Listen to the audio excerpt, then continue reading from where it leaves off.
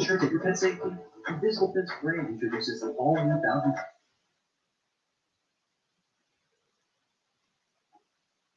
Just a few months.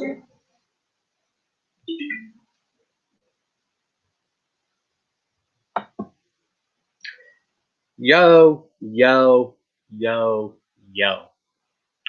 What is good, everyone? Now, I'm going to do this. I just thought of this just now, so that's why I decided to just come on here and discuss it with you guys just off the top of my head. That I believe I have the connections between all the Joker cards of this deck, that they are all connected, that each ending song or something is hinting at the next Joker's card. I will explain why, and then I will play the song to have you guys listen to it for yourself.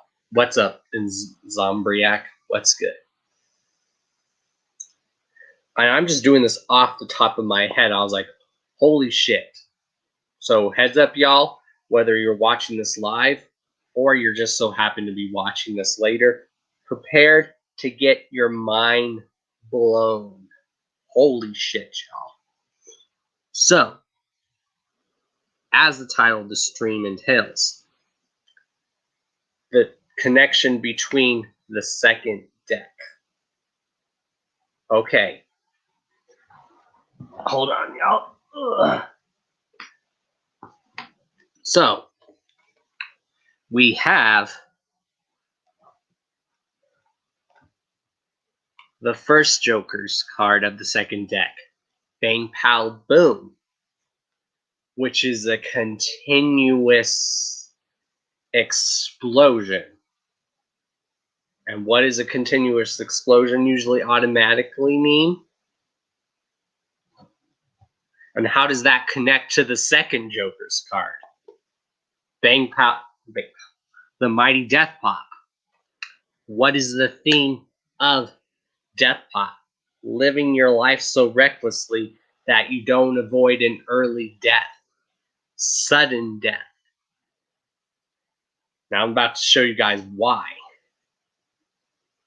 By playing the songs off each end of the second deck and how it plays well into the next Joker's card that follows. So let's go ahead and play the song Bang Pow Boom first.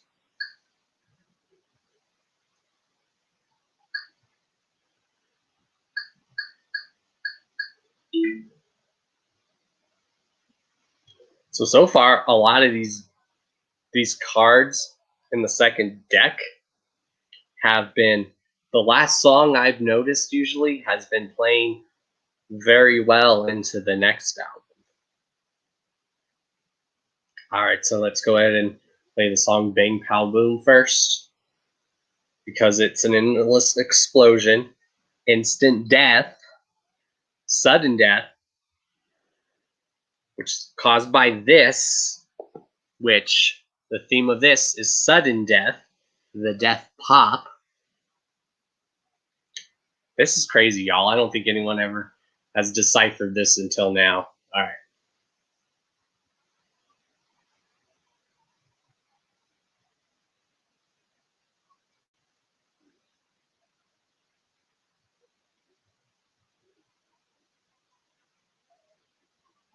All right. I'm just proving that a lot of the end songs on the second deck are always playing well into the next theme of what the album's going to be. All right, here we go. I'm going to play Bang Pow Boom. So don't go anywhere, y'all. Feel free to chat it up in the chat. Again, this is a live discussion. And all this just came out at the top of my head, so I wanted to get it all while it's fresh in my mind. I just figured it out. So here's Bang Pow Boom, which you know is the endless explosion. The endless explosion that leads into sudden death, which is a sudden death as well. So here we go, y'all. The hell. There we go. All right. Here we go.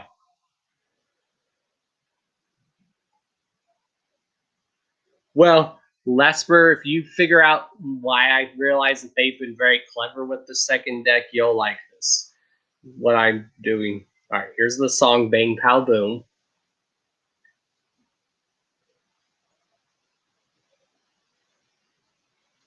Freaking YouTube ads.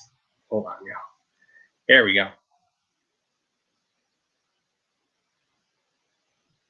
Ladies and gentlemen, you all come all the way to be here tonight, and we say welcome. Welcome to the Carnival's very extraordinarily special presentation. You have been personally selected to witness this once-in-a-lifetime breathtaking ball-dancing event. Live and in person, right here, right now, without further ado, please welcome the dynamic, explosive, Carnival superstar attraction itself. This is Pow Boom!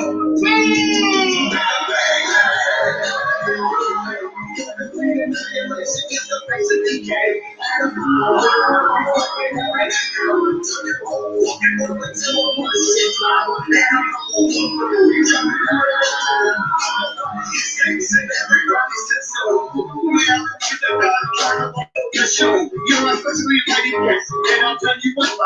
Show the emo is better wow. Famous state of users all together we got 50 something of you losers. You're all up on the biggest and it's in the world. Nobody's ever gifted to love it, and don't think you might. It's about the rain, waves, waves and waves. To be floating in horses in the race that you came. Places speaking like meters, the judges and cowards all coming together. Expect a show with some dollars. Instead of shit you're gonna see the period down. It's a house of explosion. Say a feel that you shall. Wait away.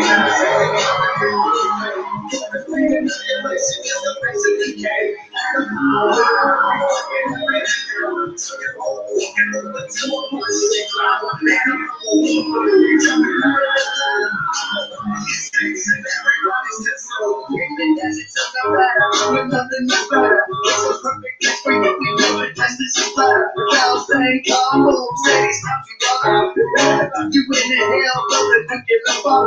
When the states and things are crazy, states, but you crooks and pretty breaks, shady ladies, keep on earnings, Richie Bricks and Charlie G. Bang, power, they say the show is the fun. I'm turning straight up, explosive, so leave it calling it fun. Nobody's found like this ain't no kind of fun. It's a one-way execution. Play it straight and go through the floor. What the fuck you think you can fall? So you know, ladies and gentlemen, this shit is done. But we go on with a bang.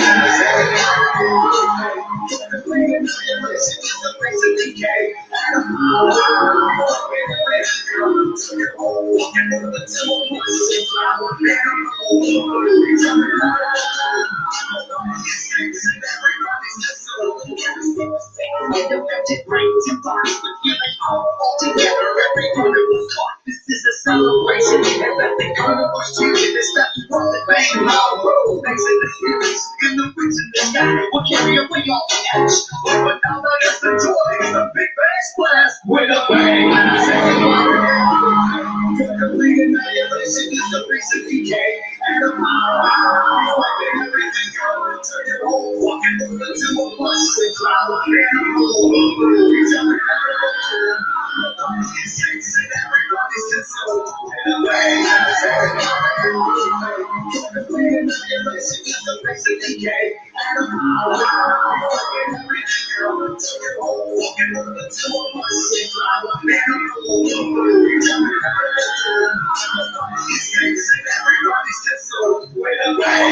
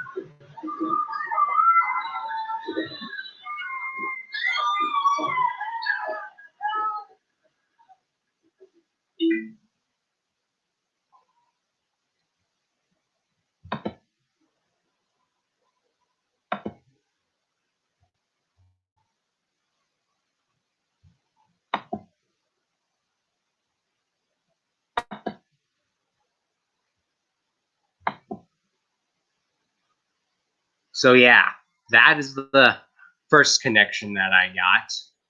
And we are actually going to be joined by Beastmaster, so hold on, y'all. And yes, thank you, Beastmaster, for fixing my spelling on there. I was not aware I spelled that wrong. So thank you for fixing that, bro. I do appreciate it. See, the thing is, I don't have spell check on my computer sometimes. The thing is, it doesn't show up, but yeah. All right. And then I'm going to say what proves my evidence by playing each song, basically. So besides saying my theories, I'm actually going to play the songs. So heads up, y'all, for anyone who is just joining, this live stream will blow your fucking mind, because I'm doing this off the top of my head while it's fresh in my head, because, you know, the greatest videos and live streams come from when they're just off the top of your head. But yes, make sure you guys still do tune in to the Hours of Chaos podcast tonight, 6 Mountain Time, where we're going to discuss all the freshness dropped going on. All right. We are about to be joined by Beastmaster.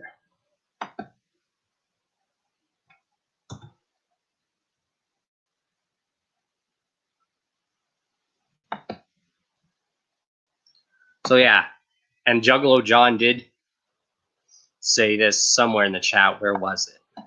Let me highlight his comment. And this is what made me inspired to do this. I feel like every Joker's card of the second deck had a mention of the next card hidden in it. And it's true. This is what I've been thinking too. And I was just thinking about this too as of now. So, and I was like thinking of every last song on the end of each Joker's card and some of the stuff they're saying in those songs. I was like, holy shit, that really is tying into the theme of the next Joker's card. Holy shit. Very clever, ICP. This is why I love them, because they are very clever and cryptic. This is one of the many reasons why I've always loved them. And why I still think they are awesome, because they're very cryptic and they've been very clever with this deck. Regardless of what people think, but those who really dig deep and think and have their third eye and have their head, this is the shit that I came up with. I'm like, wow, you know, a lot of people said they haven't been being clever with this deck. Think again. Think again. Just because the magic's not there for some of you anymore. Alright, TJ, I sent you the link, brother.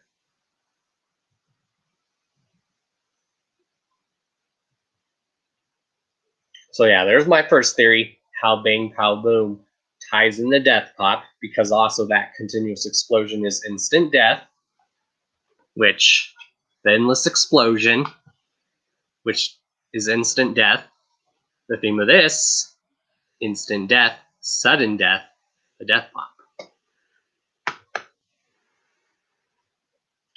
And then I will go into how Death Pop, when TJ joins, I will go into how Death Pop goes into the Marvelous Missing Link.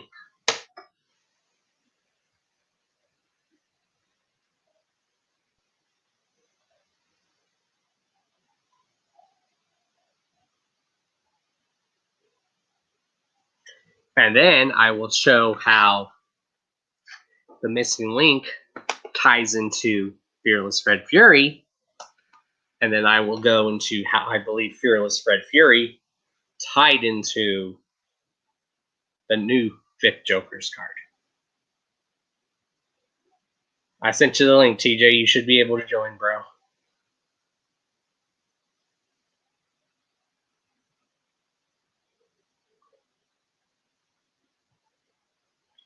I'm just doing all this off the top of my head. I can't believe no one. I think me and Juggalo John have been, and a few others that have been doing this, have been deciphering this. Good thing I thought I was the only one that was thinking this. I'm like, wait, a lot of people said this second deck hasn't been very well put together. And then I was thinking about it because I've been listening to the second deck a lot too. So I do that to get anticipation ready for a new Joker's card, as I'll listen all the Joker cards.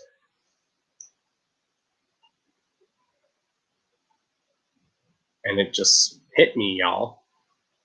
A lot of people said the second deck wasn't very well perfectly planned. Actually, it is. Once again, ICP being very cryptic and subliminal with their shit. What's up? What's up, Cherry? But holy shit, y'all. That's why I'm doing this off the top of my head. And then I'll just say the lyrics that I know where I believe the little hint is there, and then I'll play the song so you guys can listen to it.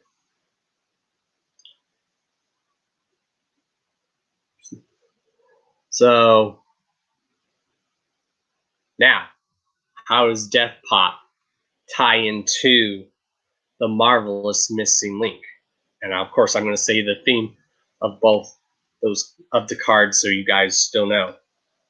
Okay. There's something that Shaggy says on the song Forever. He says, truth is, happiness is in your own hands. What's the theme of the Marvelous Missing Link? Finding your happiness. If you're lost, find that happiness. It's in your own hands. Found in the song Forever. Shaggy says, truth is, happiness is in your own hands. Y'all still minds are exploding? All right. Here we go.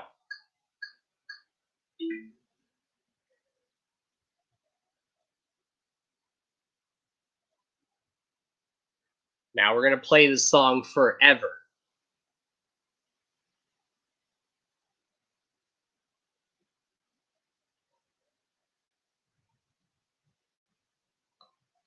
Ah, perfect timing.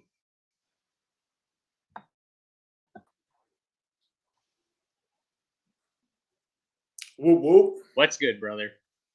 What's up, Chaos?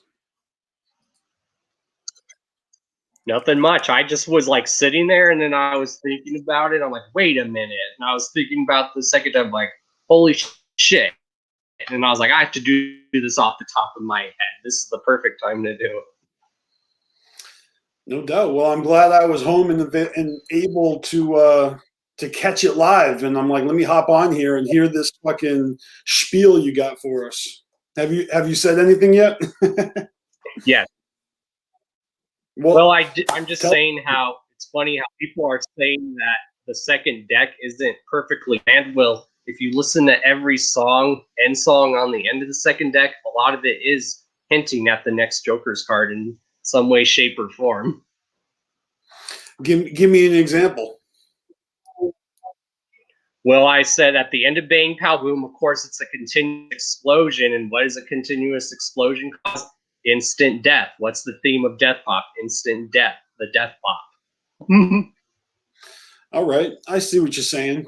I mean, I look at it as each Joker's card of the second deck is, it is a very specific like story with a moral. Like every Joker's card has a different fucking story, has a different moral. I mean, that's what it is with all Joker's cards. So we're not reinventing the wheel here. We always knew that the next Joker's card was going to be a different fucking story with a different moral compass. As the one previous to it. And I'm not. Which is what I'm showing. Every album has had, and this deck has had like kind of a hint of what the moral is for the next Joker's card somewhere in the song.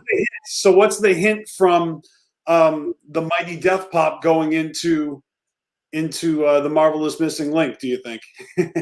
Well, there's a quote that Shaggy says in Forever. He says, "Truth is, happiness is in your own hands." What's the theme of Marvelous Missing Link? Finding your link to happiness if you're lost or found, and finding your own happiness in your own hands.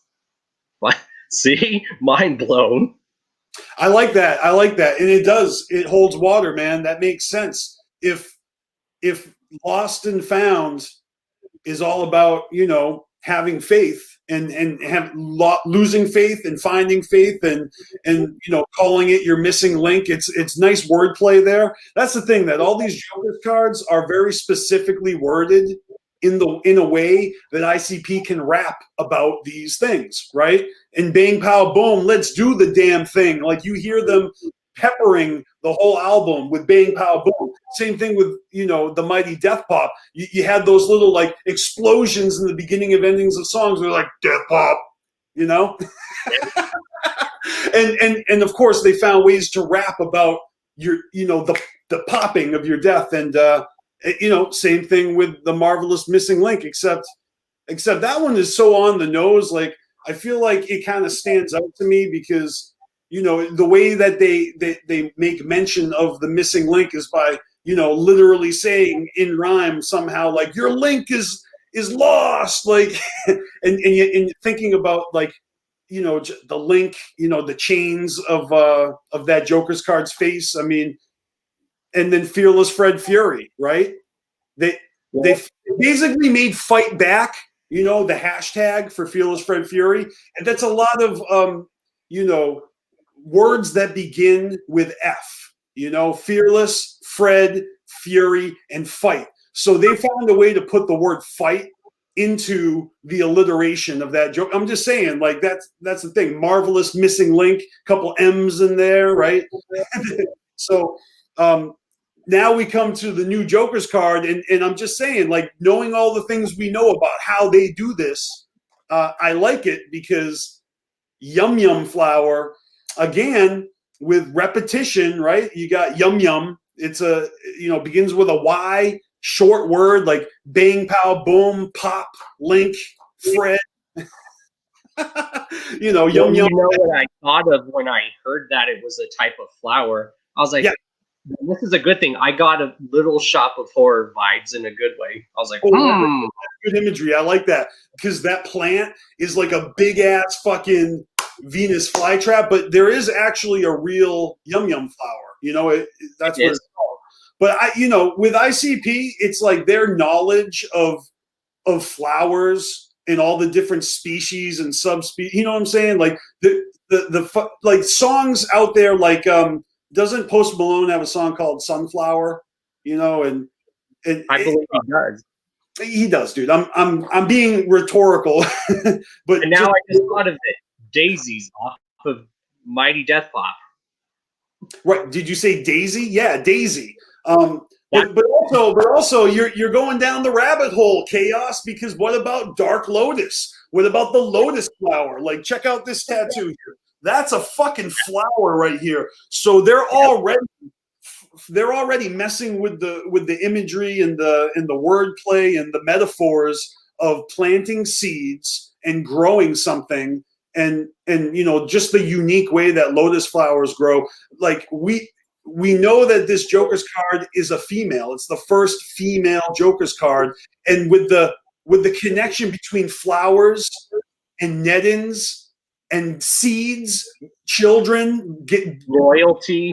well, yeah, loyalty is another aspect. I mean, I feel like that's the fucking moral compass of the Joker's card, but there's so much fucking to play with a female entity of the Dark Carnival called a Yum flower. So the name itself, as goofy as it sounds, is no different than every other Joker's card. Bang, pow, boom. People are like thinking to themselves, bang, pow, boom. It's like children's words, like, or you know what I mean? Like, it seems like it doesn't seem hardcore, and it doesn't seem to be what people are imagining in their head they want and need it to be, as if the ringmaster was like the most hardcore thing you can ever imagine, when it's like, the dude with the top hat that leads the fucking carnival and stuff. And I'm just saying, like, there's a lot of hypocrisy in ourselves where, we may complain about something that we actually have no reason to complain about it because we haven't even heard it yet. Well, it's the perfect thing for what this year was the word bedlam mean, a scene of uproar and confusion. What's the world going in? A scene of uproar and confusion. And it's also the name of an institution for mentally ill people.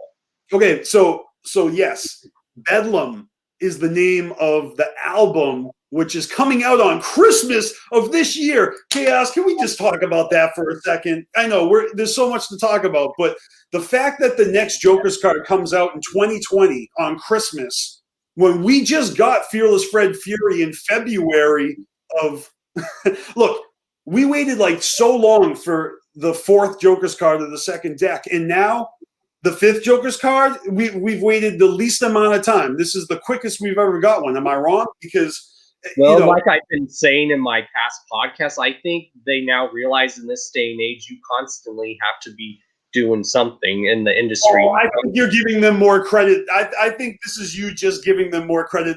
Look, this is how they always are.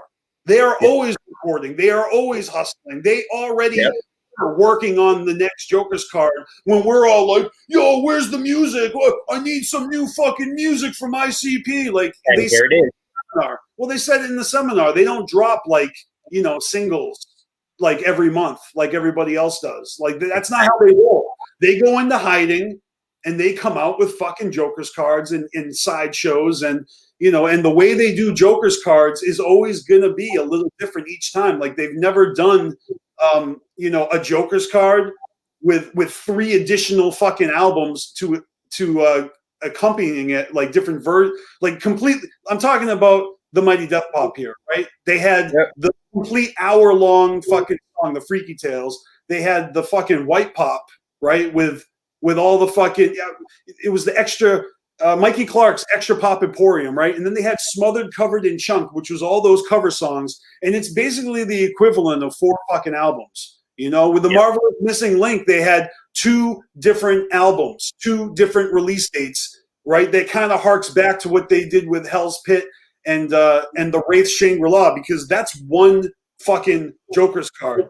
But the Wraith Shangri-La and Hell's Pit are 2 different albums. So this whole, like, the Joker's card is the Yum flower, but the album itself is called Yum Bedlam. And Chaos, you just defined the word bedlam for us, and it's a female's Joker's card. So this album is probably going to be heavy to do with like pussy power and female fucking perspectives. It's going to be like Kevin Smith writing Chasing Amy. Like, what does Violent J think about that? And this is it. This is a new Joker's card, a new ICP, a next level, like the next era, for better or for worse. They're in the new era of of the Dark Carnival already on Christmas. That means Fearless Fred Fury is a Joker's card of the past in 2020. Oh, I wasn't ready for this, bro. I know. I was just thinking about it. I'm like, wait, starting next year, Fearless Fred Fury is already going to be only 3 years old. Shit. I know. Well, so it's appropriate. It's appropriate, right? But for them to drop this Joker's card right now in 2020 is great. To follow it up in April and then July and then October and then in November have like a new edition where they take all the EPs, all the seeds of the flower, right? And they make a mega album. And of course, there's going to be songs unique on each release that aren't going to be on the mega album. And then the mega album is going to have unique songs on there. So for the collectors, it's going to be dope when however they package it up. That's what it is. This is the way they're giving us the Joker's card.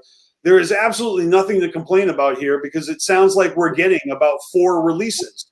We're getting the Yum Bedlam, and then we're getting the seeds of the Yum flower, which we don't even know what they're going to be called yet. They could have dope ass names. Like these EPs, these 3 EPs could be the dopest fucking Joker's cards we've ever heard because they're fucking young kids, like the children of this female. I'm just saying, we're going to get a mother and children package here. That's what this is. Yep, and that's why I said the word bedlam is perfect because it means like a scene of uproar and confusion, and there's a lot of confusion and uproar and quote unquote chaos in the world. Okay, and then when you throw loyalty into it, like like when you talk about the ringmaster and you're explaining what the ringmaster, the ringmaster, just if you look at the ringmaster, like you don't know what the story is because there's an image there. So whatever the image of the Yum flower is, it's gonna be what it is. I mean, I'm sure Tom Wood is already fucking working on his rendition of it, right? That we're gonna have the typical like vector art Joker's card version, and then we'll have the super mega realistic hyper fantasy painting version by Tom Wood.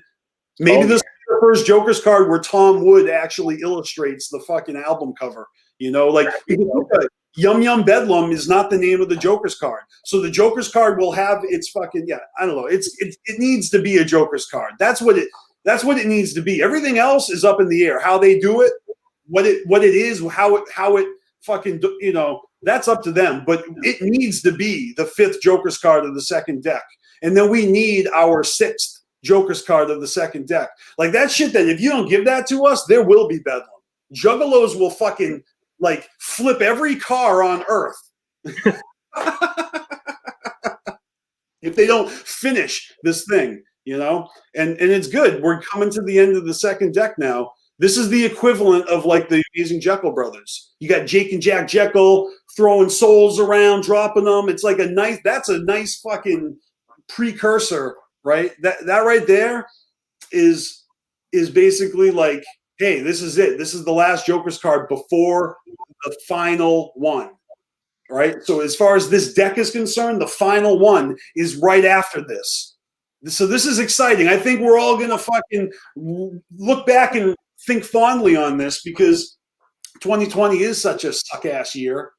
So it only makes sense that the music is going to help us cope and it's going to help us get through it. And it's going to be the next soundtrack of a lot of people's lives. And it's going to be weird to see people like, getting Yum flowers tattooed on themselves, like whatever. I mean, people already fucking love getting all sorts of like tribal flower, like, Hawaiian flowers and lotus flowers. And, Yum flowers are, I mean, when I looked it up, I see all the little petals there and, I mean, whatever. It's like a sunflower or just any other flower. It doesn't have like a weird, strange look. Like a Yum flower, it doesn't actually look like a vagina like certain lilies do. There's famous paintings of flowers that resemble vaginas. And yeah. I mean, look at you look at all of the songs that ICP does, Chaos, and and they said it themselves. They don't want to pigeonhole themselves. They don't want to just just do the new music today. They don't want to just make music like they used to. They want to mix it up and do some retro stuff and some new stuff, but every album and every era we get like a sexual song of this era we got like Splish Splash. We got I Like It Rough. I'm just thinking about all the things that involve females. Jay is always given the hose. Like this one's for the hose on his Shining EP. Like, I'm trying to think of what are some of the more recent ones, because those are some of them. Well, I think that's just the tip of the iceberg. I think Jay is about to give us his opus on Nedden. I think this is going to be a heavy Nedden influenced Joker's card. For better or for worse, man. Like if this is going to be a female, like is this female going to be the kind of what he said, the Venom, and when you think of the song of what a succubus is, what's a succubus? An evil entity that takes the form of a female. Clever. Well, I think she definitely will be, a menace to ninjas. Like the Mighty Death Pop isn't a good guy. I mean, you could argue semantics, like the Reaper when you die, it's on you whether you go to heaven or hell, right? I'm just saying, Bang Pow Boom is there to lure all the scum of the earth and the sexual predators and the wife beaters and all, and put them all in a tent and blow them the fuck up to kingdom come, right? With nuclear fucking explosions. That's what Bang Pow Boom does. So if you're like a good person, if you're like Clownvis, like you shouldn't be afraid of Bang Pow Boom. Right. And, and if you're living your life and you have, if you respect yourself and you're not just going to be like, hold my chips, bitch. And, and have no respect for your own limitations. Like you could easily have that Mighty Death Pop thing, but that, so, right. And such and so forth. Fearless Fred Fury, fight back. Like that's a message that not everybody needs like all the time. But I feel like everybody at some point or another, faces their worst enemy in themselves, and has to find a way to to pull up those bootstraps and and keep going. Like I feel like that right there is the fight back, whatever it is you're fighting back about. Hey, look, if your biggest enemy out there is some other ninja and fighting back means you got to get into a street fight, like then so be it. But a lot of my issues are me trying to overcome myself and my own fucking limitations and hang-ups, and fighting back for me is living my best life, and taking accountability. That is the other subliminal message for Fearless Fred Fury. It's their term of like time, YOLO. You only live once. Yeah. And then, let's not exclude, the missing link, because the marvelous missing link is so blatantly, and it's not tied to any religion. So, ninjas kind of have no reason to fucking, they have no reason to fucking hate on the female Joker's card. Like if you're sexist or if you're homophobic or you got some sort of deep-seated, daddy mommy issues, you got some inability to express yourself in non-offensive ways. I'm just saying, like, it's the same thing as you don't have to actually be a God-fearing juggalo. You don't actually have to believe in God to enjoy the riddle box, because the riddle box tells a story about turning the crank and you either go to heaven or hell. And like, you can totally be an atheist and still enjoy that fucking story. Well, you can still be like a pervert and completely unable to fucking talk to women like Raj from the Big Bang Theory, or, to enjoy Yum Yum Flower, right? So Yum Yum Flower's got a story to tell, but the album may be dope, even if you're like, well, fuck vaginas. No, literally, fuck vaginas. Yeah, literally. Like, I mean, don't trip, people. I'm just saying that I'm not tripping. I know that, like, I watched a couple of videos of people's reactions, like DC Fago guy and CPN, and I hear that they have seen like other responses out there, and I don't look at other responses because I know already that there's going to be complaints that people aren't satisfied, and it doesn't make sense to them yet. They haven't heard the song. There's going to be music that accompanies these names. That's really all that matters, because Bang Pow Boom, the song, was really fun at the end of a clown show, you know, when the confetti's coming down and it's the Fago Armageddon and everybody's rushing the stage and bang, pow, boom. And like, that is a good time. Like, that was a fun fucking era, you know, bang, pow, boom. So Yum Yum Flower is going to have its own flavor. It's going to have its own era. And it's, you know, and this is a fucked up era, right? Right now we're getting you know, live streams from Violent J's living room. So, you know, I mean, they're doing the whole like peep show thing and moving forward, we don't know we don't know what the future holds. I mean, we do kind of know what the future holds because they revealed like locations for all the next Ultra Live Monster 5 shows. And, you know, you got to get your passport if you want to go to the Bahamas. And you should probably get your shots too. If you go to the Bahamas, they say too. Oh my God. If you're not getting your shots, don't go to these shows. Yeah. Well, and they say especially if you travel outside the country, because people have been known to come back from other countries with something. So that's why they always say get your shots before you go anywhere outside the country. No doubt. But look, all I'm going to say is this, like at these next ICP shows, if the clowns that come out to dance and throw Fago on, you know what I mean? The clowns, the extras that come out to dance and to use the super soakers and to just be in sync and to hype, right? If those dancers, if those extras don't come out on stage wearing full hazmat suits, that is a fucking missed opportunity. Yeah, that needs to happen because they're always wearing those full body clown suits. I want to see that shit in a hazmat suit. I'm not gonna lie, that would actually be a cool sight. Come on, it's a good idea. It's a good idea. Don't tell me it's not a good idea, but whatever. Or just have them in like their own little area of the stage where they're in a glass thing. Hey, look, all I'm saying is that I'm working on my album, and when I release it, you know, maybe I'll perform a few of the new songs. I'll do some of my old songs. Maybe I'll put a set together, and when I come out and perform, like I'll be wearing a hazmat suit. I'm not fucking around. Right.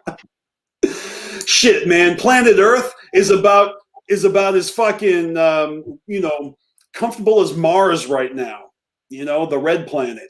I'm putting on a fucking astronaut suit before I leave the house every day. I don't want to get off topic, Chaos. This is your fucking show, but thank you for inviting me on because I'm super stoked about this Joker's card. But you wanted to call the title of this video like I found the connections between. What did you? I believe I have the connections of the second deck. So can you just explain to me what that fucking cryptic title means? Because that's fucking cryptic. Like what like every song, like especially the end, is like hinting at like. Oh, so that's what I'm talking about. That's the connections. You're saying that, okay, I get it. That each Joker's card foreshadows the next in the last. Exactly. Then I play the song and I'll like say the lyric and then I let everyone hear the song, so they'll be like, "Holy shit, he's right!" or "Holy shit, I didn't think of that." So that gives us something to look forward to in the final track of Yum Yum Bedlam. If the final track of Yum Yum Bedlam has some sort of foreshadowing towards, you know, death, because Jay's already said that the sixth Joker's card is going to mirror, you know, the sixth from the previous deck. It's going to be some other version of the Reaper, I think, Heaven and Hell, you know? Yeah, that's what he said. So maybe it won't be the Reaper. Look, I'm already thinking about the next Joker's card, but, you know, if there's a Heaven and Hell, you know, the Wraith is the entity that welcomes you to either one. There's going to be some other spin to the Heaven and Hell, you know, fucking. Because a lot of people don't know the term Shangri-La is Buddhism for heaven. Well, yeah, exactly. So, and it means heaven on earth. And Hell's Pit, of course, you know, makes you think that hell is deep down below us in the fiery pits. Like, you know, they're appropriately named. I think Yum Yum Flower is going to be appropriately named once we actually get the content, you know, and it's not like every fucking song from each Joker's card is about the title, about the entity. Like, if you really look at, you know, Bang Pow Boom. There's one song called Bang Pow Boom, and there are skits along the album where everyone's getting their phone call that their catfish call that tells them to come on out to Ash, Nevada, right? So the whole fucking theme of that Joker's card is kind of told through skits, and then on the final song, they all show up in Ash, Nevada. I mean, what do those fucking dickheads say? They're like, "Where's the little children at?" Or "Where's my $5,000?" Or "Where's the beer?" Like, right. So in that song, that's a great fucking song, great concept, and they called the Joker's card that. But all the other songs are completely about different things. Let's be real here, Mighty Death Pop has so many dope fucking stories, like the Bully Blaster, and like Daisy, like you said, and it goes on and on. I mean, all the songs are very fucking well crafted, fucking individual concepts, and then the Mighty Death Pop itself is a fucking cover track. Now you can't say that about any other fucking Joker's card, right? You think about the Amazing Jekyll Brothers, that ain't a cover. I mean, they got Assassins on there, right? Assassins, great cover song, right? Yep. That's fucking dope. I mean, but Marvelous Missing Link, I mean, look, they made a song called Lost. They made a song called Found. And then they had an outtakes album where they made 2 other songs that were pretty fucking dope for intros. I mean, they didn't use them, right? So they had like multiple versions of directions that they could have gone, and they decided to release them all. And that outtakes album is so dope. Like certain songs on that outtakes album, I hear people say all the time, are like superior to the songs that are actually on the Missing Link, Lost and Found. So potato, what's the real Joker's card here? That's a 3-album fucking Joker's card. The outtakes and the 2 main albums. I mean, looking back, you can listen to all 3. You can listen to your favorites. Fearless Fred Fury has Flip the Rat. All right. Yep. It doesn't seem petty to compare songs like, well, Flip the Rat has this song and the main album. Like, good grief. They're all enjoyable. So are Forgotten Freshnesses and Features and all the other EPs. And, so I have a feeling that the EPs of Yum Bedlam have the potential to be superior to the main album itself, strictly because the main album is gonna be a female. And I think that there's a lot of Juggalos out there that might not be ready for the female Joker's card, even though I think we're more than ready. I mean, as a community, I think the Juggalo community is more than ready for that female entity of the Dark Carnival right now. We're ready for it. I mean, I've been saying I've been ready for a while too, and I was like, wait, they've been around for 30 years, so yeah, it's time for it. I've been saying it for a long time. I know other people have too. Like, it's one of those things now where it's like they probably have been asked about this for years, and exactly. Jay's not going to be. Jay's going to do what he's going to do when he's ready to do it, but we are at the 5th.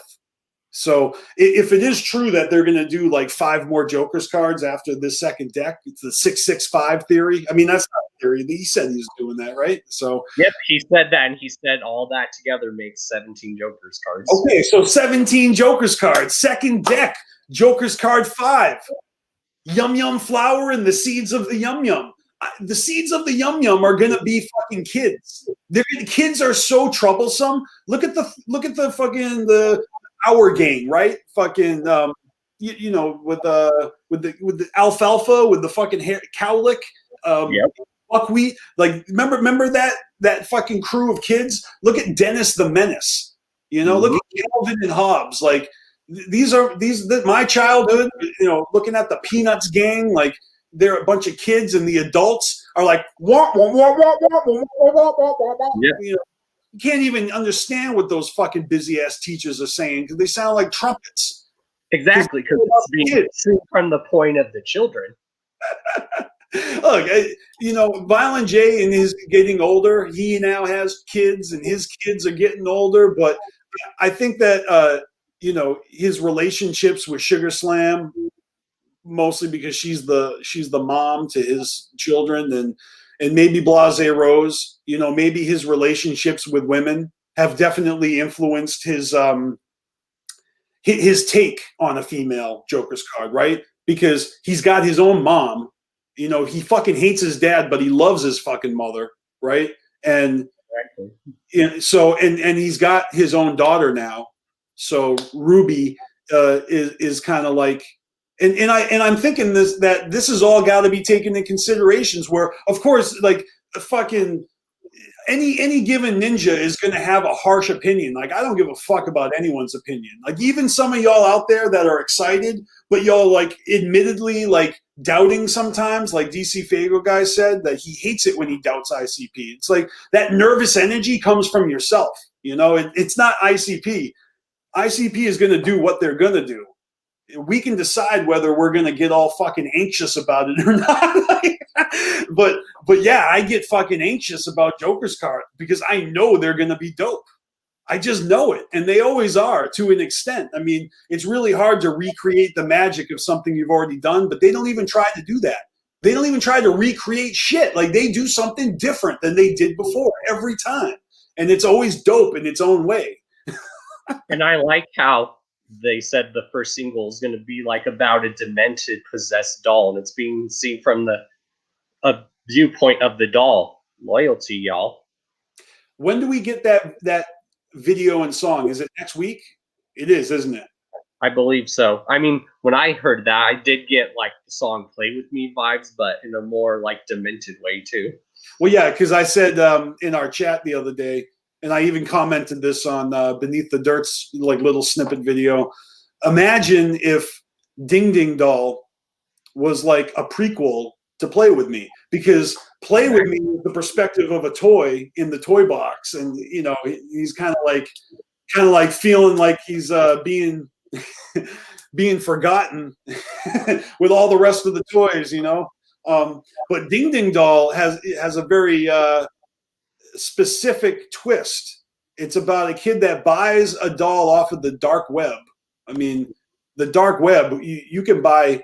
I saw this ninja, this chick. She had bought like a fucking like a, I don't even know what to call it. It was like a pig that was cut in half, so it was a dissected, dead, like mummified pig, where you could like cut through the center of its fucking body so you can see all its guts and innards, and it was petrified. Crazy ass fucking shit you could buy on the internet. Right. I mean, just earlier this year, everyone was getting mystery packages of seeds from China, and no one knew where they were coming from. Maybe they were yum flower seeds. All right. Well, maybe it is a prequel. Maybe it's now telling you maybe the toy all along in Play With Me was a demented spirit taking the. Well, we don't know the story yet, right? So I was thinking just off the bat that, you know, just off of the lyrics we heard and what Jay said, that the doll is known to be cursed. So Annabelle. Are we talking about like child's play here, like Chucky, right? The Chucky doll has the killer inside it, or like Annabelle, like you said. Yeah. So the Ding Ding Doll is kind of like, oh shit, we're taking an idea in the horror fucking stratosphere and putting it into a song. What happens when this kid actually buys a Ding Ding Doll and it's actually cursed? If he lives to see the end of this song, then maybe it can be a fucking prequel to Play With Me. Or maybe this doll kills the kid, and then the doll is like left to be picked up by another unassuming kid. And so maybe it still can be a fucking prequel to Play With Me, because we just don't know if all our toys have real fucking entities stuck inside them. Like, you look at your toys and you play with them in your imagination, right? And in your imagination, you have a tea party with all your stuffed animals and your dolls, and they are fucking talking to you and you're talking back to them. But come on, this is Jay being inspired by his own daughter here. He probably watched Ruby have so many tea parties with all her stuffed animals and dolls, you know, years ago. She's obviously older now, but this is this is a Ding Ding Doll. Well, like, a lot of people don't know that house play shit. is inspired by a real haunted doll. So's Annabelle. Annabelle is a real possessed doll, if you believe that sort of thing.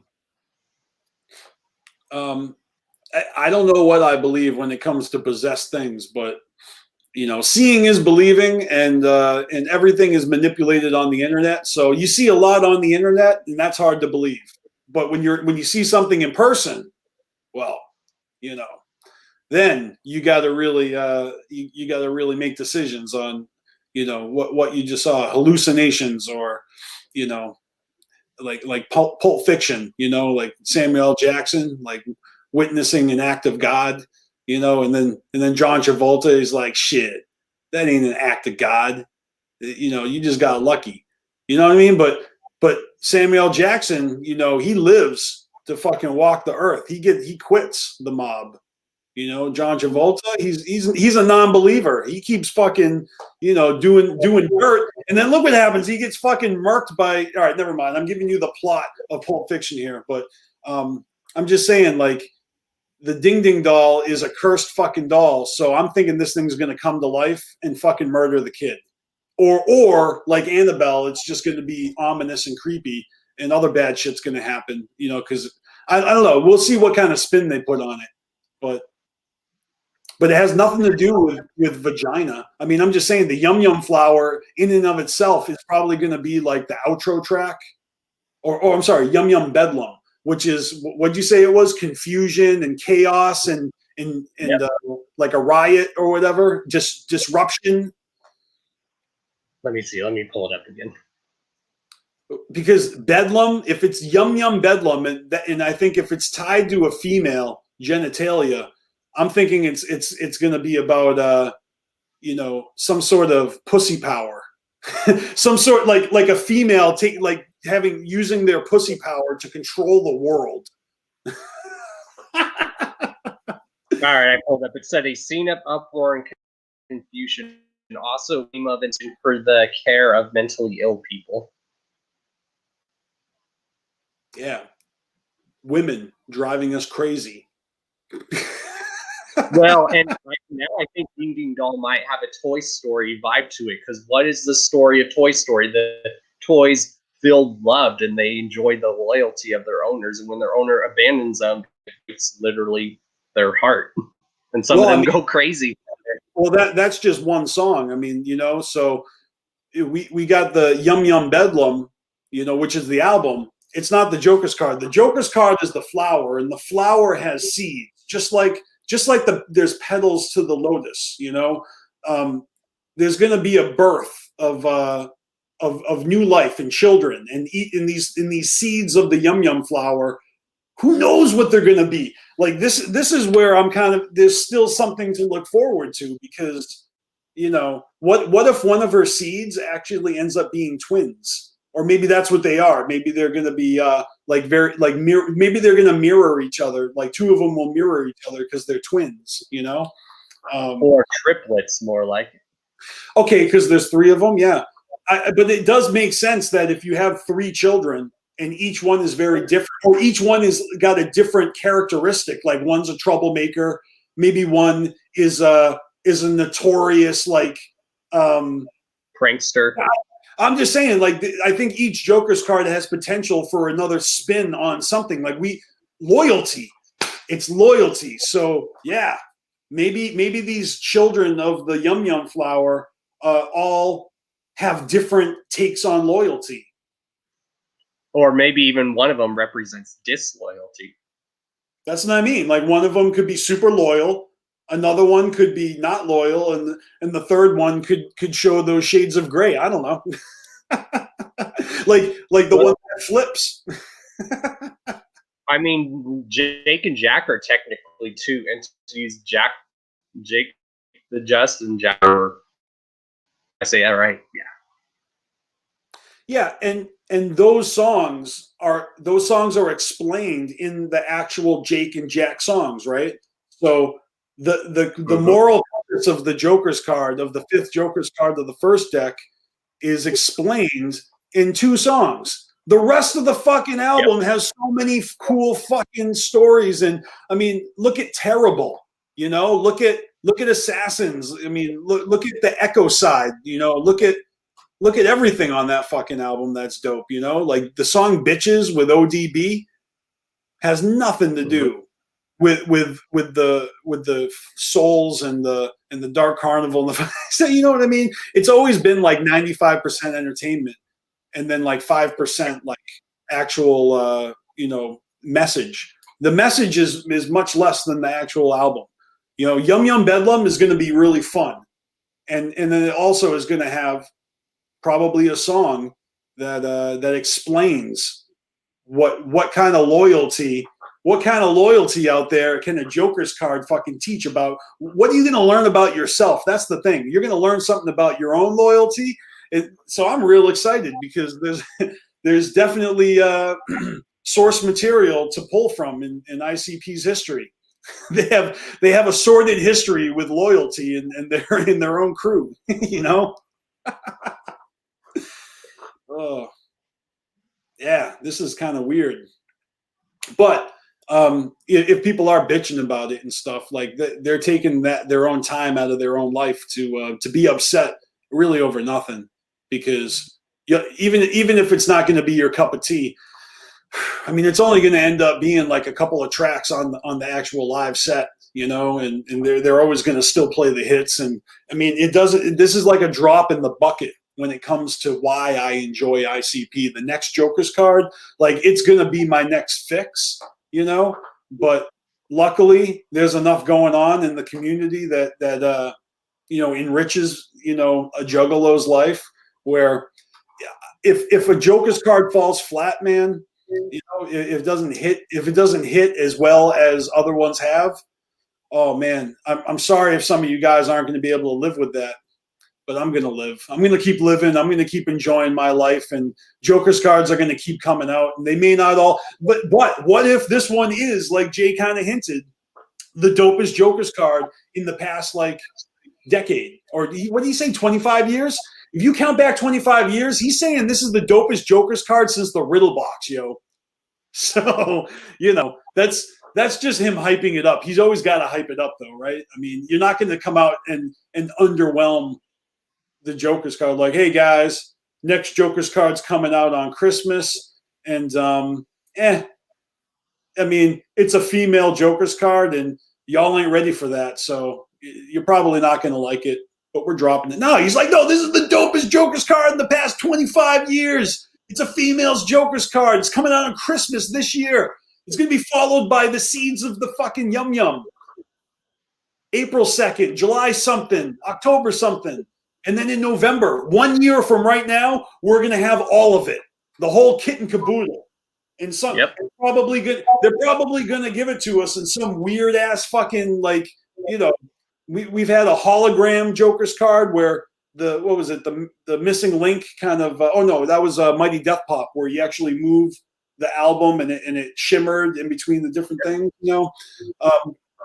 Maybe they got those clown heads, right, where they're giving us all dirt from Picker Forest to accompany them. Yeah, there it is. Like, maybe if you get yourself a clown head and you got some dirt from Picker Forest, maybe when you buy a copy of Yum Bedlam, they give you a seed. And if you plant that seed in that dirt, you actually grow a beanstalk that takes you to Shangri-La. Never know. But the catch is you have to plant that seed. You have to put that dirt and that seed down somewhere, like the clown compound. So the clown compound isn't actually going to be a place on Earth where we can all live together. It's going to be a place where all our beanstalks grow. It's going to be kind of like the train station, where all the beanstalks are growing to fucking Shangri-La. I got the vibe saying it's going to be like the Skywalker Ranch almost. Well, I mean, look, Elvis had Neverland, or Michael Jackson had Wonderland, or no. What did Elvis have? He had Graceland. Right. So really, what they should do is they should call it something land. I mean, if they were being their most clever, Clown Compound is great. I mean, that's what it is. It'll be the Clown Compound, but they gotta call it something land, like Dark Carnival Land, or Carnival Land. No, Insane Clown Land. No, I don't know. Maybe you guys can come up with a better something. Because think about it, Graceland and Neverland. You know, it's got to be Juggalo Land. Juggalo Land. Just call it Juggalo Island. Well, Chaos. Look, it's a good idea, but if it ain't surrounded by a body of water and it ain't an island, then they're not going to call it Juggalo Island. You know, and if you just Maybe that's why it's in the Bahamas. yeah, you did. Yeah, so that's what it is. The 5th and final Ultra Live Monster 5 show is actually a one-way ticket. No, I'm just kidding. But that I was thinking before, like, what if they at the end of all the Joker's cards, you know, in the way that they're just starting to now do these shows where, hey, if you hit all these shows, you get all these coins, you bring all these coins to the gathering, we're going to give you your own elite Juggalo fucking card. Being a card carrying Juggalo means that you have access to the final ICP show at the end of their career, which is going to take place on Mars, and that's a one-way ticket. So it's like, at the end of this crazy ride, I'm just trying to be there for the final fucking Fago Armageddon. I want to win. I want to achieve the highest score that a Juggalo can achieve, and I just know that does not mean I got to buy all the merch and I got to own the mostest things and everything. So I'm just gonna bide my time, collect my coins, wear my hazmat suit, get my passport updated. You know, I'll see you on the other side. Right? No, man. But look, all this shit is new information. So I like your theory.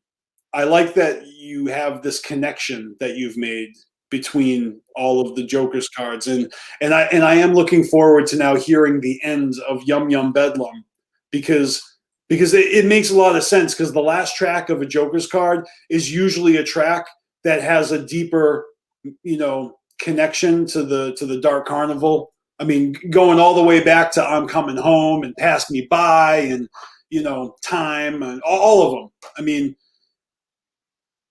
it's kind of a gimme. So, and especially since this is the 5th, that means there's one more card in this deck.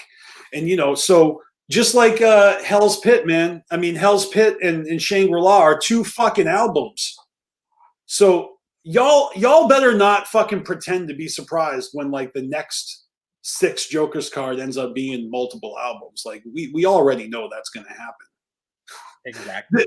There's no way in hell anyone thinks there's going to actually be only one album for the next 6 Jokers, for the second 6th. Is that what we're going to call it? Second 6th.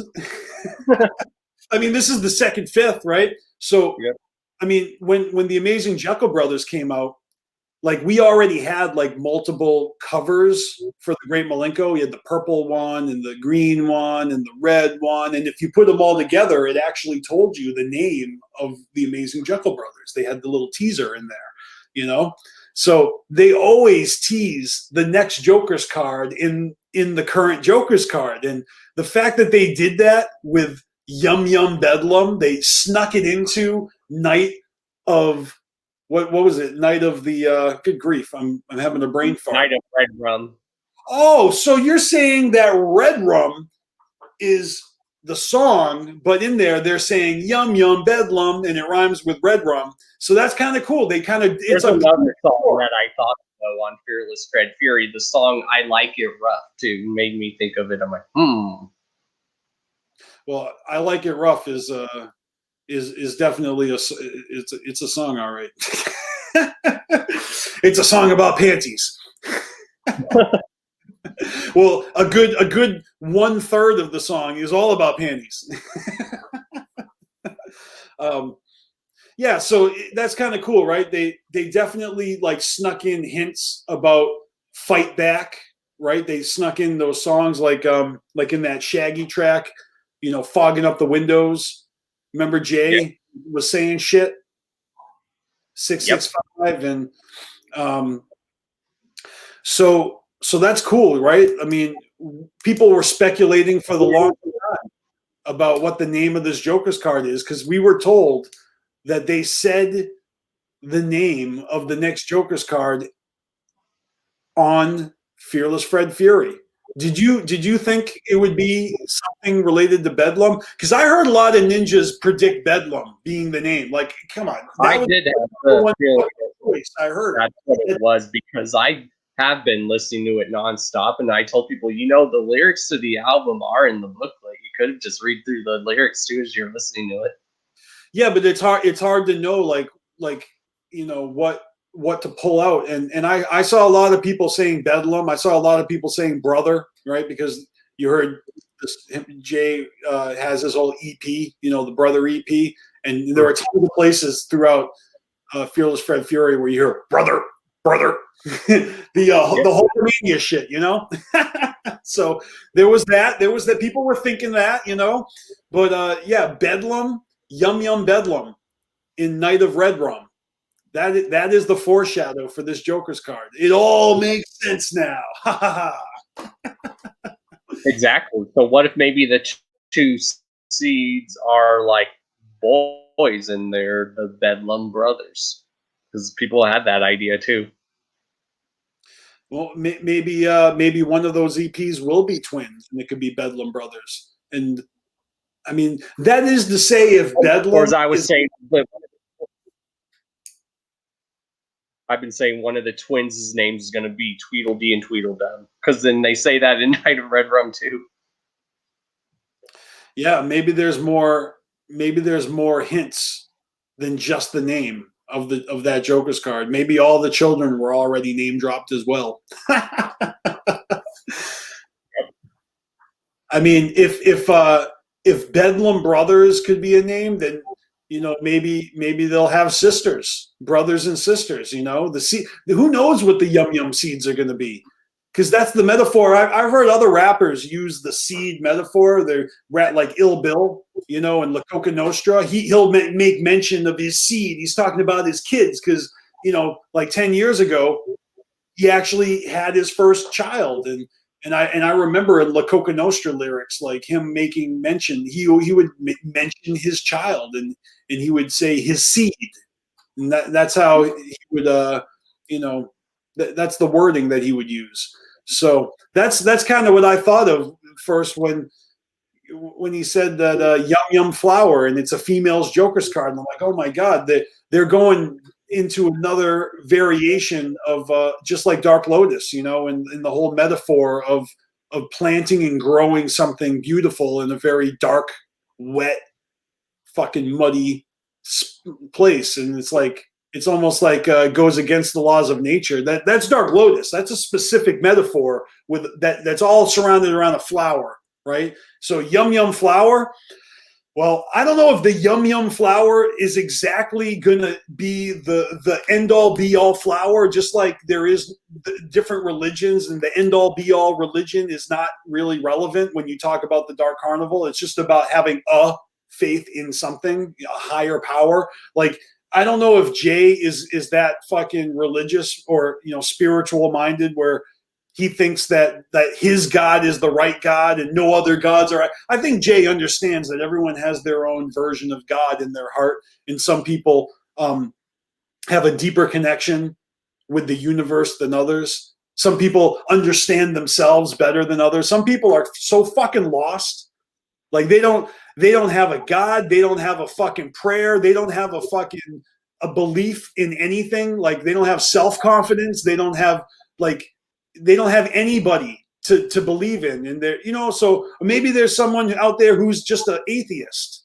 and absolutely does not believe in that shit, but they don't feel they need to because they believe in science, and maybe they understand that when they die, they're going to decompose and become part of the earth,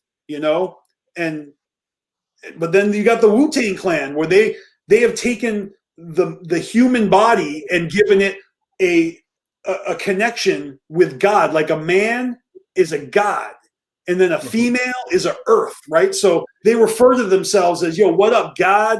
And they're in their rap flows when they say, yo, the God in his earth. They're talking about the man and his woman, right? Well, there's a famous term too, and it was used in the show Game of Thrones. The seed is strong. Your genes. Oh. Right. So Yum Flower is going to have some fucking interesting ass Juggalo fucking Dark Carnival seeds. So I mean, this is where my mind goes.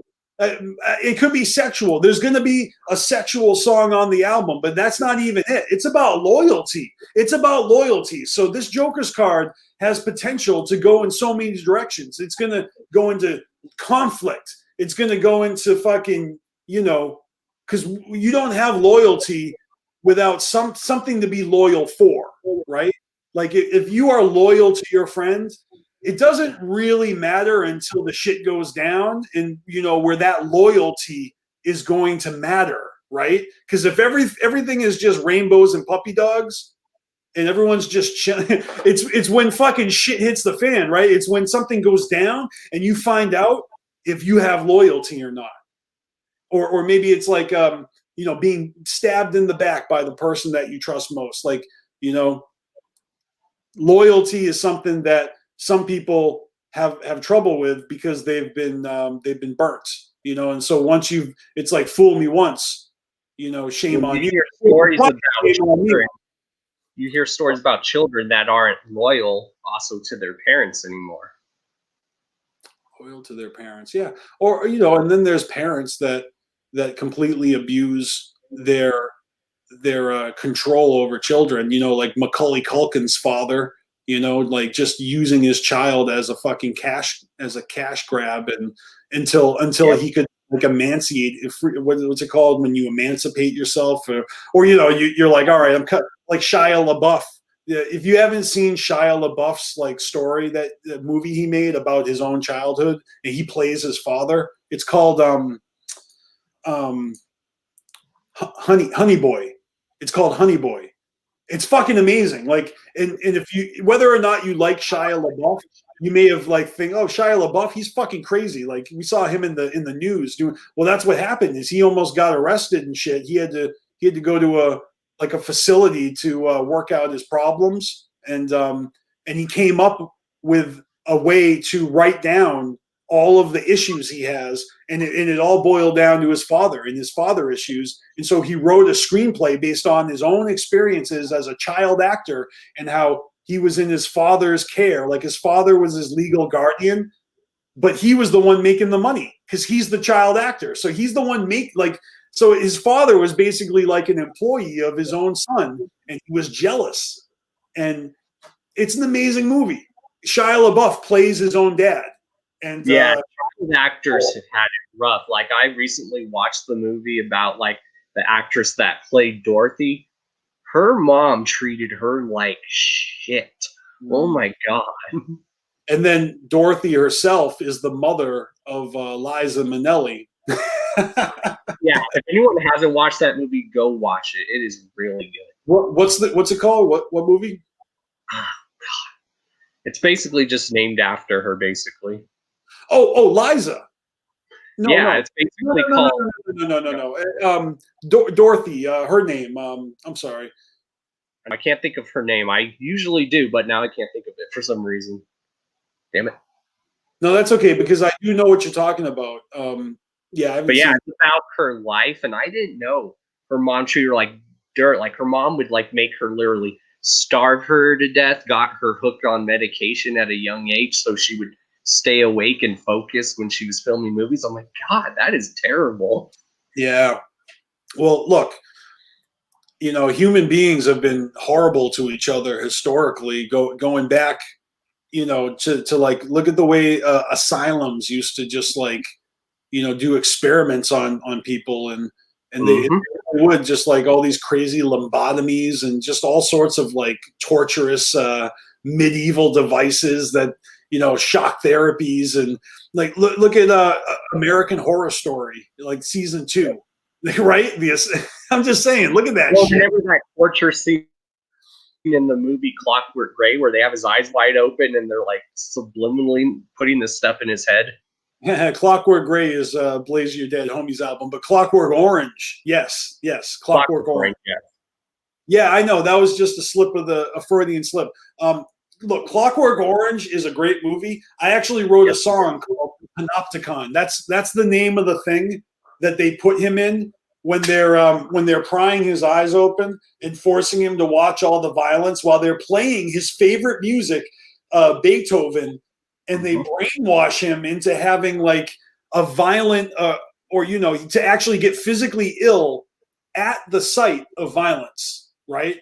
And then when they actually like conditioned him, so when he hears his favorite music, he gets sick as if he was witnessing violence. Or if he tries to commit an act of violence, he actually like, I can't do it. I can't hurt you because I've been brainwashed by the panopticon. That's where they had him in when they. Well, I'm just saying that whole facility where they're all looking and observing him while they're fucking basically torturing the guy. It's called a panopticon. It's fucking dope. When you hear about the crazy experiments they did during World War II, like, have you ever heard of the Russian sleep experiment that they did? That shit is scary as hell. I don't recall it. Explain it to me. Maybe I have. I don't know. Yeah, if you usually just go on YouTube and type in Russian sleep experiment, it's like, what the hell? It is scary shit. You're not gonna tell me what it is. You're gonna give me home. They were. This is a fucking video, bro. Like everyone's listening to us talk. You can't even tell them. Basically, it was this experiment that the Russians were trying to use during World War II, and it was like they were testing these people to see how long they can go without sleep, and it got to the point where these people were literally going insane, and they were starting to peel their skin off and go crazy and killing each other. Yeah, sleep deprivation. It's funny. Yeah. Juggalos do that to themselves on purpose at the gathering. They go like 4 or 5 days straight with no sleep. They're like, fuck sleep. And then at the end of the gathering, that's what they're doing. They're like ripping their skin off. Exactly. So I recommend everyone just research. Just type in Russian sleep experiment. It's crazy. Hell yeah. Or just look up Fago Armageddon at any gathering and look at the fucking bedlam on the stage. Huh? See what I did there? Right? Fucking awesome. Hey, man, this has been a lot of fun talking about this next Joker's card with you. I actually wanted to go live and talk about this shit, and you literally, without telling anyone, just hopped up on here and with your connections. So I had to join you, man, because well, like I said, I wanted to get it off the top of my head while it's fresh in my head. No, that's great. I like it. So I had this is a great excuse to talk, because I know a lot. Like I said, I watched a bunch of videos. I watched Hatchet reviews. I watched C Plus Studios. I mean, there's a bunch of people that are all excited about this, and I guess there's a bunch of people that aren't excited about it, and that's okay. But my whole thing is let people be excited about what they want to be excited about. Don't come at me telling me how whack you think something is, when I'm kind of in the mind of, well, yeah, if you think what's so dope, then you should go make it yourself. Just like they said in the sampler for the Wraith, like, this ain't for everybody. This is for the Juggalos. And even though you can call yourself a Juggalo in your heart, like, if you don't fucking enjoy something anymore, but you're still fucking clinging to it like a crutch, like, you might not even need to rep Juggalo if you don't enjoy Juggalo shit no more. Like, you can move on. Like, there's no fucking stain on you if you have outgrown something. I mean, of course, there's going to be a certain amount of people that think that's whack. Like, don't let the door hit you on the way out type of. Fuck you if you cover up a tattoo, or you dropped your hatchet. Like, I'll be honest with you, man, there's a bunch of people out there that they've been dragging their hatchet anyways. They might as well just drop it. They've been dragging the hatchet. That's like the term, yesterday. There's so much dopeness going on, not just from ICP, but everything. That new Blaze song, fire is shit. Yeah. Look, man, you can drag your hatchet the whole time. And then as soon as you want to get excited, you can pick that hatchet up, right? And then conveniently drop that hatchet when something fucking doesn't agree with you. And that's just kind of like how people are. Like, so yeah, we all know how people are. And I also know that, you're not going to be able to ignore it. I mean, if you can ignore ICP, if you could ignore them, you would. and plenty of people do. Like they're just fed up. Like they've had enough. If you've had enough of ICP, and then they're like, oh, they're doing a female Joker's card. Well, I'm not into that. Like fuck that. Like you could even like still be a diehard Juggalo and not be into this female's joke. I mean, look at all the people that hate Blase Rose. It's a female rapper, and they tried to put her on, and yeah, maybe there were other rappers that had Neddens that coulda, woulda, shoulda been first, or maybe there's other eligible female rappers that might have been a better fit or whatever. It's none of our fucking business what they do. It's their fucking legacy. It's their record label. It's their fucking lives. It's their recording studios, their lyrics. Like it's their choice who to work with. Goddamn, people are so fucking like they're picky, and they're also demanding and fickle. And I've made this analogy a million times. It's like Star Wars. It's like, look, those movies belong to us now, and people are so disrespectful to George Lucas, because he did stuff that they don't like, but then there's actual Star Wars fans like you and me, Chaos, that appreciate the art for what it is, and actually really enjoy like the bigger picture. Satellite the fuck out of this thing. We get the story that Star Wars is trying to tell. It's a story about 3 different generations of a family, basically. Well, each story is made as a chapter. Chapters are different, and there's so many comparisons with the Star Wars thing being like the first trilogy, or the first original trilogy, and the prequels, and then the sequels, and that kind of mirrors the way that like George Lucas actually approached the whole storytelling thing. From I got a lot to say, right? He had a lot written, and he had all these different parts to a story, but it was so much, it was so big that he couldn't put it all in one movie. And so he decided to take one chunk. He decided to take one chunk, and it just happened to be the middle, And then after it was so successful, as a fucking independent artist, he decided to finish the story. So people have fucking harsh opinions about the story, but it's his story, and he wrote it, and so it was his story to tell.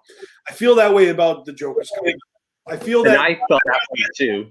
I was like, wait, when you look back on it, to start a story in the middle, that's very clever, because then it interests people and goes, wait a minute. Well, I think that's what Violent J does when he wants to give us a Joker's card. That's like, all right, look, this one's going to be an album, and it's got its own name, and then there's going to be like long EPs that are going to be the seeds of this flower. So the whole thing, right? The bedlam and the seeds, it's all encompassed under the entity of the Yum Yum flower. And if loyalty is something to be punished with this venomous flower, that makes me think of Poison Ivy from Batman and the DC universe. Like she's got that whole, like, you smell her fucking her potion, and you become, what do you become? Hypnotized by her, and then you fall in love with her, with her power. And she has that vibe to where she now hates humans. She just loves plants. Well, she is a super villain, Yes. And yeah, and I just keep thinking that they obviously have songs written, right? They are, like, if you're gonna call the album Yum Yum, I'm sorry, if you're gonna call the Joker's card the Yum Yum flower, so you've got an entity here that has a female, and then you have children, and then you have a theme of loyalty, and the family connection here. There's gonna be some sort of tie between family loyalty, which, look, I'm just saying, the Juggalo family has had a huge divide. And like I said earlier, the seed is strong. Yeah, man, look, Juggalo family has been tested in our loyalty. It has. this is going to be interesting. This is like them. This is them facing their fucking demons. They're talking about some relevant shit right now. I mean, this right here feels just as relevant as Fearless Fred Fury did with the whole fighting back. You know, yep, especially when you pull up what the word Bedlam means, it makes sense. Marvelous Missing Link. You know, I feel like that was a good message because it's not forcing you to do it. It's basically posing a question of, hey, you know, if your link is connected versus if it's lost, how's that going to work out for you? It's really no different than, you know, saying if you turn that crank and you go to heaven or hell, you know, that's just how the Joker's card fucking doing comes out of the box. You know, that's how the riddle box is.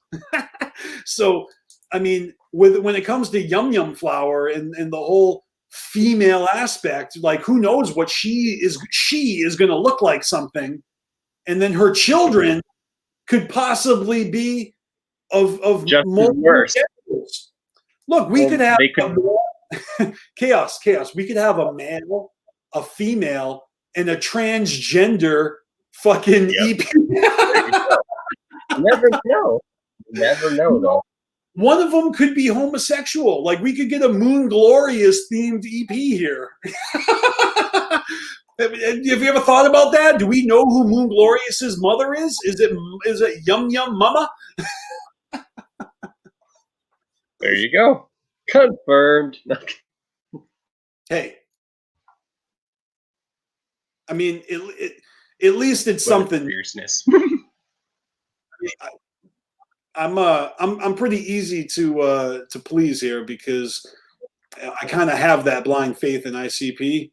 Like I don't trip over these sneak previews and announcements, and if I hear the little snippets like 30 seconds of Ding Ding Doll, and I'm not blown away by it, I'm not really worried about it, you know, because it's just the first single. It's like you take the song Chris Benoit. Remember when we got the video and the song Chris Benoit, and it was just that one song? Like that was intense, you know, because that song, that beat was actually produced back in the Carnival of Carnage era, and they took that beat from like the early 90s, a Mike Clark outtake, and they made Chris Benoit out of it. I actually misunderstood. It has a carnival beat to it. When you hear it now, I was like, wow, it really does have a carnival type beat feel to it.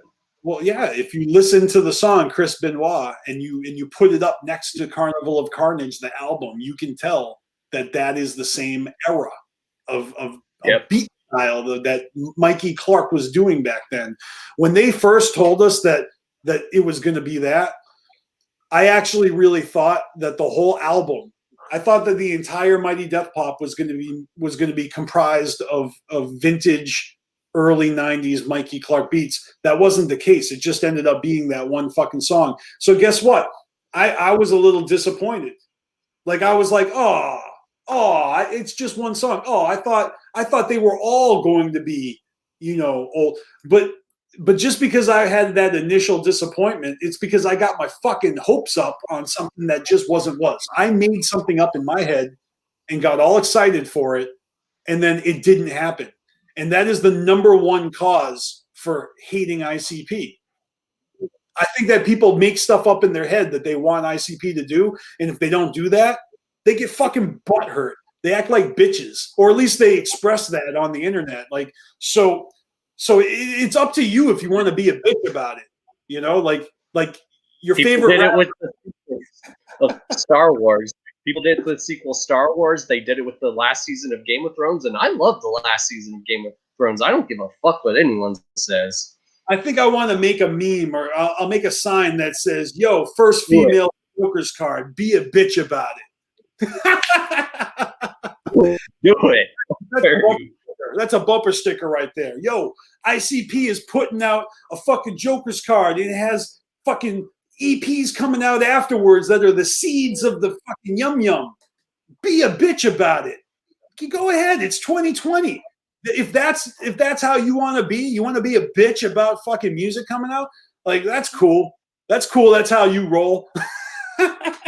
Like, obviously, I'm being a little obnoxious here because we don't really have a lot of haters flooding us and our feed, and we've done a pretty good job of actually like kind of not feeding trolls and not really fucking even poking the bear that much. I mean, so it's not like we got a lot of attention from all the motherfuckers that are all out there that are all fucking wanting to hate on this. Where do all the haters go?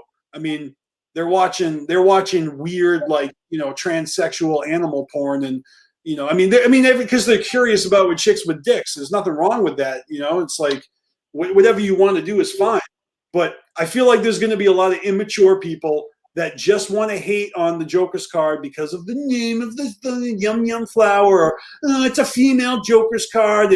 It's not going to have a cock and balls like all the other fucking dick swinging Joker's cards we got. So, that's fine. That's fine if you're going to be a bitch about it. Yeah, it's 2020. I say, if you want to be a bitch about something, you go ahead and you bitch about that thing, little bitch, baby bitcher. Well, when the image comes out, someone should make the meme where it looks like that guy's like tossing, and then like put seeds saying Yum Yum throwing seeds at your salty bitch ass. Oh, you mean the Salt Bay? The guy that'd be funny. Yeah, but have like Yum Yum's face and say, "Here, have my seeds, you salty bitch." Well, I'm thinking that I'm imagining like the whole like Skittles taste the rainbow joke, with just a cooch with a big magical rainbow coming out of it, and at the end of the rainbow, instead of a pot of gold, it's a Yum Yum flower. I mean, I'm just saying, like, dive right into that thing. I feel like but again, if the moral of the Joker's card is loyalty, then there's potential for storytelling about being loyal to your family, and I'm just saying, a female that gives birth to children, that is the epitome of family, right? You got your mother and your father, and you got your brothers and your sisters, and then you got second cousins. You can fuck out of here, because my homie's a family too. All right. And so Juggalo family and a female, this has the potential to be the most significant Joker's card of the second deck, just in terms of Juggalo family. It could be very relevant. And people are going to be turned off about it. Why? Why? Because it doesn't have a cock and balls? Because it has a fucking netting? Like, are we really there? Are we really there? Are we really still fucking fighting against? It's a war of the sexes still in 2020. I don't know. I mean, I think that ICP has been embracing women and putting out music that the females are vibing to, right? A lot of people are feeling songs too, like Hater to Death, where they're expressing like the scrub in them that wants so badly the hottie that doesn't want him back. Like, so yes, there is a problem between females and males where there's a chase, there's a cat and mouse, there's a like, what does he say, that line, like the females or the hoes, they're the reason I came, in that song Violent J says, if there wasn't any hoes here, I wouldn't have came. Like, that is classic fucking hip hop, rock and roll. Like, Yep. A lot of times a musician joins a band to get pussy. Okay. So don't tell me that the world doesn't revolve around motherfucking pussy. All right. You came out of a pussy and you spend half your life trying to get back into some pussy. All right. And then you got motherfuckers out there that are born with dicks and they want them fucking cut off so they can have a vagina, like Bruce Jenner or something. So it's like James Bond, 007. Like, women want him. Men want to be him. Okay. He is a pussy mag, or he was a pussy magnet. And nowadays you got like Ouija Mac, and his gutter trash fucking tattoos on the face, and all the other new wave rappers and SoundCloud rappers and all your fucking little peeps that didn't die yet with your fucking emo, fucking music and I'm just saying, like, why are you so depressed? You know what I mean? And why are all your songs like, you know, like look at Twisted and their expressions of heartbroken and homicidal and all the countless fucking songs about turmoil with women. And look at all Monoxide's fucking brutal bars of like influenced by ex-girlfriends and baby mamas and shit. Even Wu-Tang Clan has done songs like that. Well, you know that I've been listening to Wu-Tang, and anyone that's been following my recent videos, I've told y'all that I've been listening to Wu-Tang Clan, like all of the members of Wu-Tang and all their solo shit, all the mixtapes, all the Wu-Tang albums in order. And right now, I am at 2009. And because every year there's new albums that come out. I gotta say, some members of Wu-Tang actually work harder than others. Like they put out more shit. Like Ghostface Killah has so many fucking releases every fucking year. Like I'm talking about in the 2000s, right? 10 years ago, dude was fucking releasing like multiple albums every year. He's like Ouija Mac of the Wu-Tang Clan. Like just fucking. He still do. Album. Yeah, I mean Raekwon put out a lot, but then some of the members of Wu-Tang like really kind of have much more sparse fucking catalogs. And I remember I think Panic asked me like what's my least favorite member, which sucks because I love them all and it's so hard to like choose your least favorite. I'd much rather try to pick my favorite because I love them all. But anyway, I know you didn't ask, but if you guys want to know, I think my favorite Wu-Tang Clan member is Inspector Deck. Holy shit, Inspector Deck fucking albums are insane. Like, yeah, he's highly underrated, and he's got bars for days.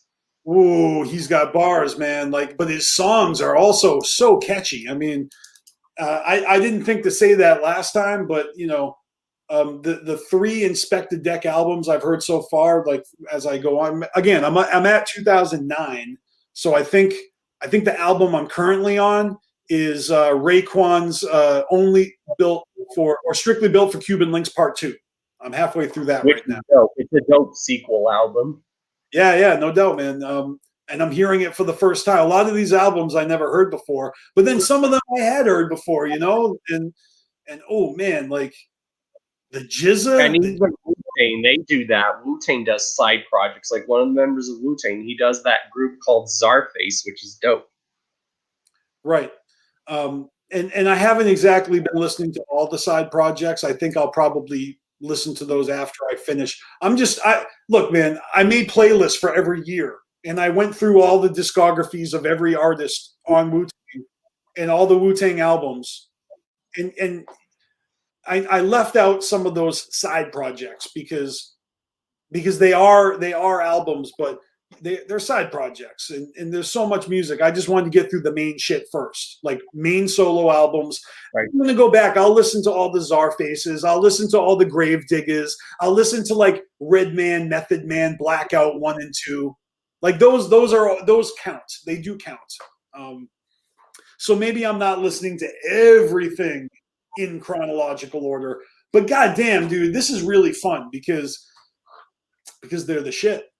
I'm hearing some good hip hop. Well, you have heard my new series I'm trying to put together on the channel. It's going to be a new live series called A Trip Down Discography Lane, and we're going to actually be joined by the artist or group, and they're going to discuss their discography with us. How dope is that? I like it. I like it a lot.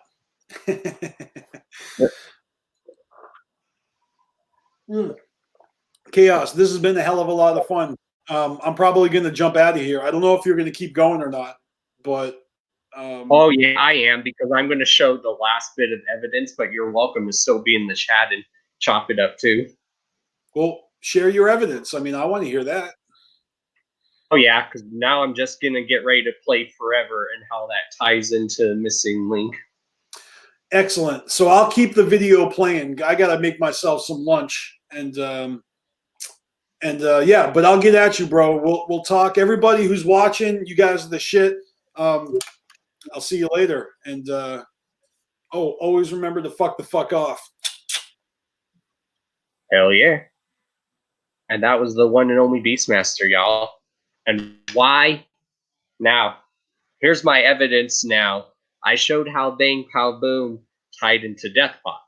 And now here is how Death Pop ties into the missing link. So, while that song's playing, I'm going to go use the restroom, but I will be back, y'all. That's why I'm going to play the song.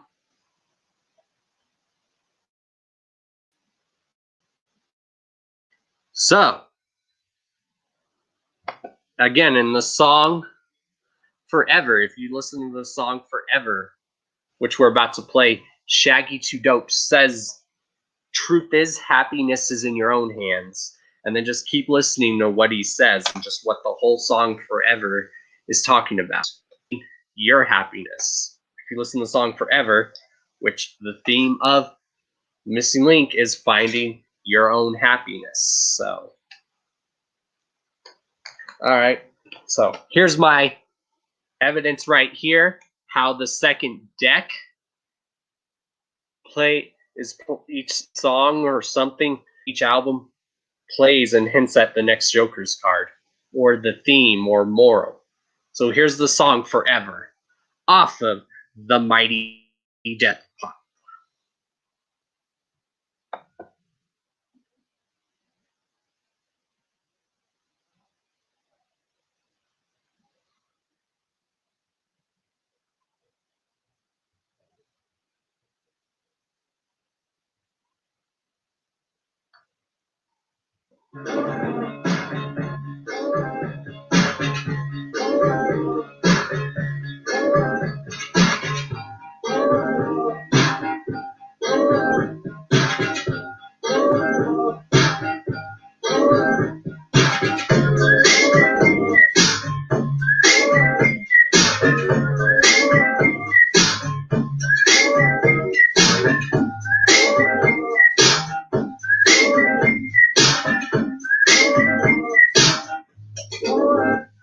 This life is tricky, mean and strange. You can only be sure about one thing: change. For worse or for better, maintain. Catch wisdom, try to gain brains. In my life, I've seen a lot come and go.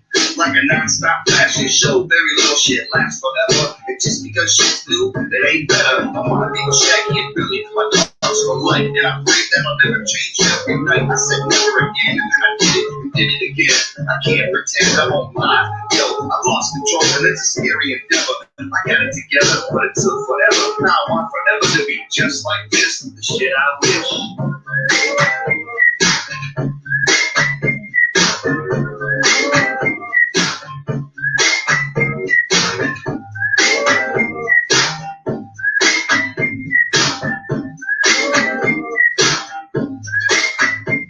Truth is, happiness is in your own head. How you perceive shit, believe it is. It's all true. Some of us have goals, we can't help it. Living in a bad mood, shit hurts. Then it only gets worse. We don't get it, not even the experts. But trust me, it won't last forever. If you hit bottom, shit only gets better. So don't leave bang the laugh and live on the price of whatever the path. When you hit 40 or 50, that's just half. Enjoy you, because the lead off your back. The forever revolves around you. That's your time. I'm living in my truth. How much positivity I apply to. If you only live once, I'll remind you.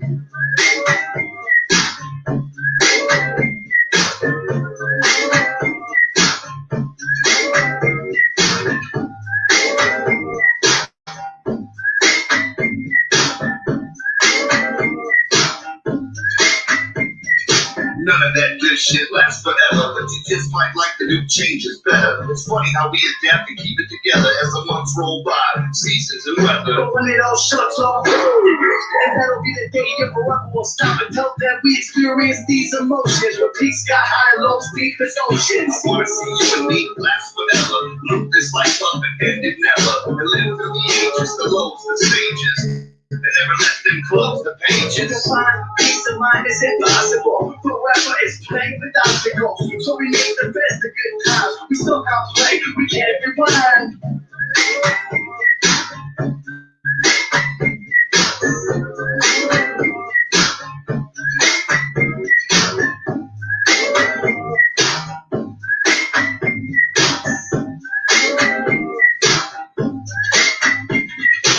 just wanna see us all together after forever. Our fiction, we just wanna see us all together after forever.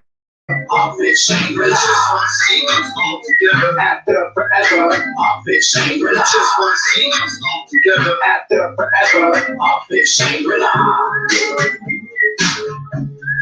our fiction,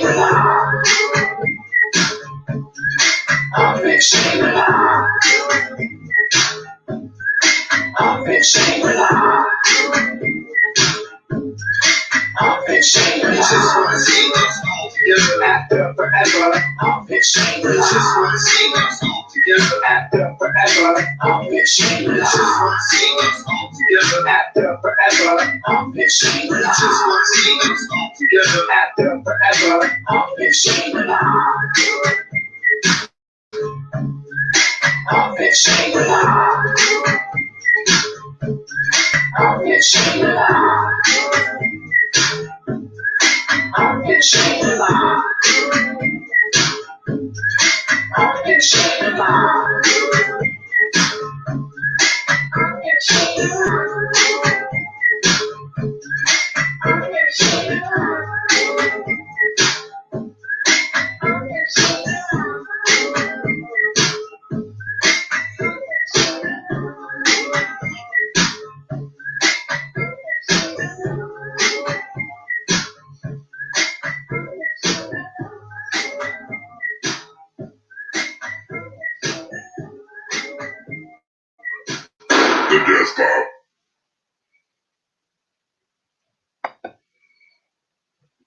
Now, do you guys see the connection now how Death Pop goes into the marvelous missing link?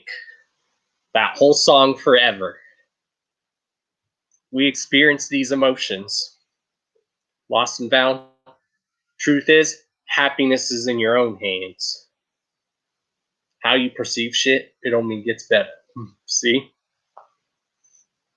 So, the constant explosions equals Death Pop. So B Clowns got it.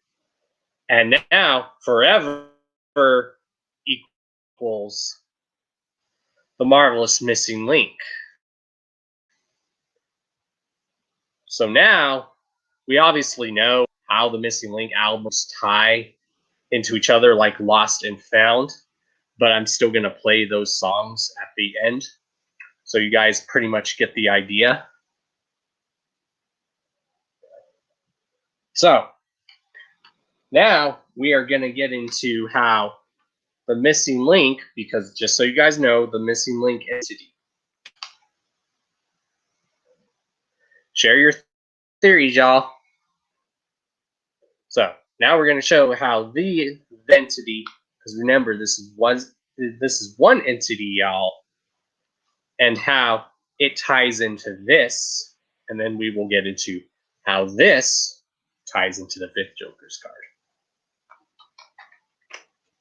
So, now we are going to show how both Missing Link albums tie into each other. Obviously, I mean, it's pretty obvious. Then after we play those two songs, we're going to show how this Joker's card ties into this. Yeah, hopefully this video gets a lot of people talking. I want to see a lot of people doing video responses to this and doing exactly what I'm doing here live. I figured I'd be doing it live also while I'm with you guys. But if you guys also want a chance to do it yourselves, you can go ahead and do it.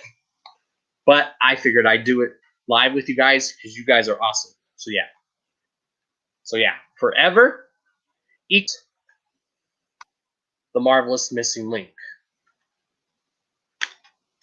Now we are going to show how the marvelous missing link, after we play the two end songs off of here, we will play how this Joker's card ties into this. So we are going to play the song I See the Devil now off of Lost.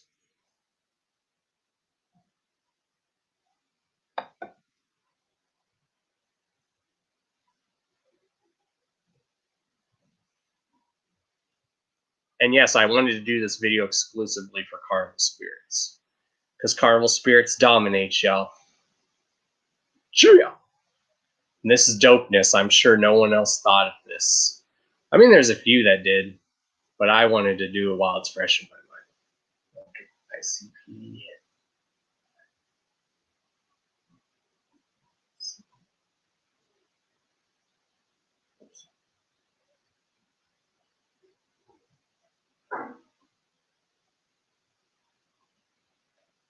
Yeah, thank you for all the people that have been joining. Thank you very much. All right, we're going to play I See the Devil off of Lost.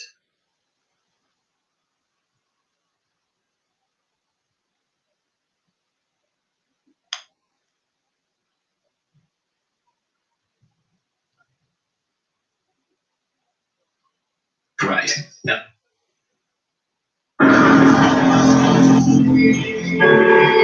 Keep showing your guys' theories in the chat. Get this conversation going.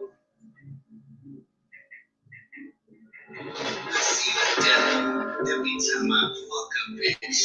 Tell her I'm calling, throw her number in the ditch. Lie to her face just to get my dick blown.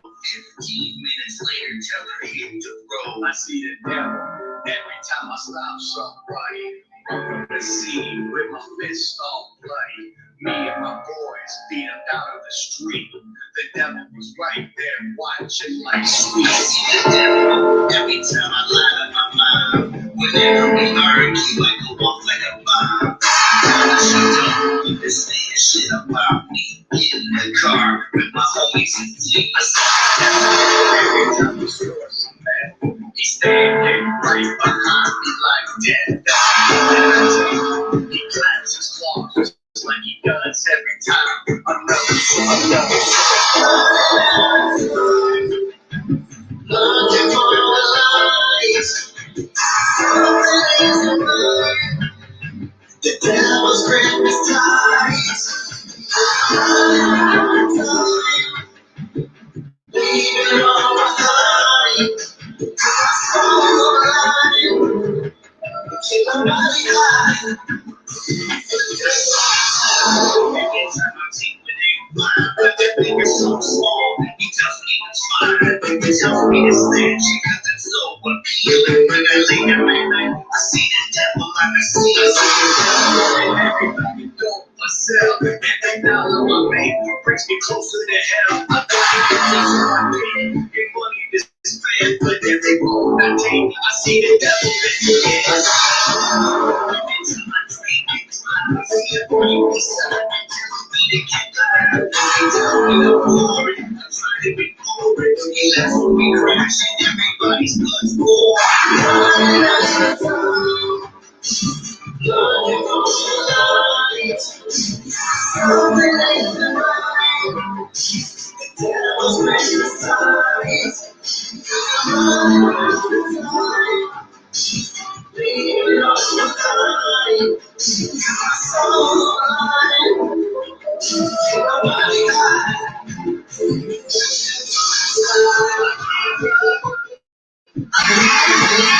Behind us.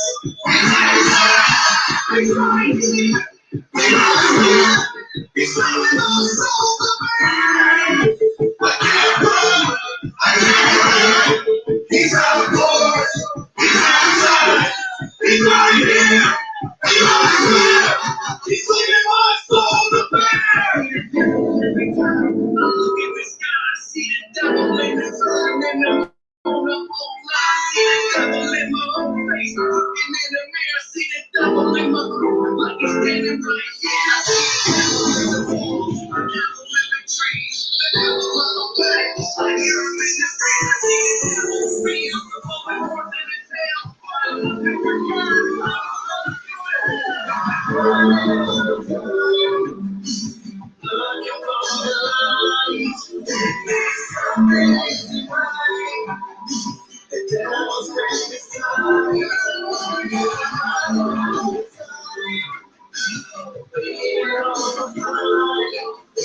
My soul alive. Nobody high.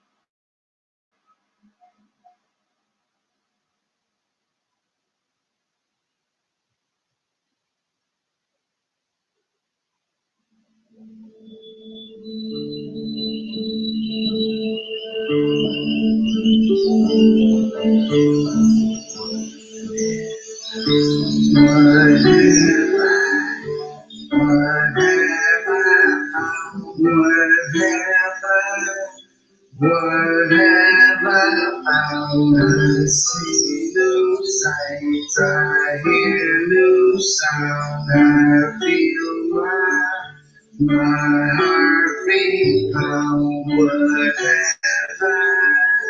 What have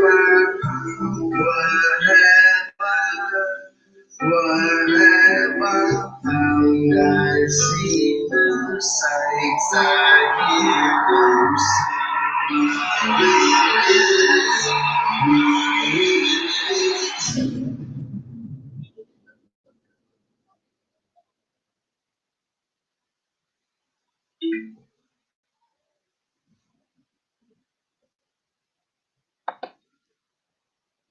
Now, obviously, that song at the end of I See the Devil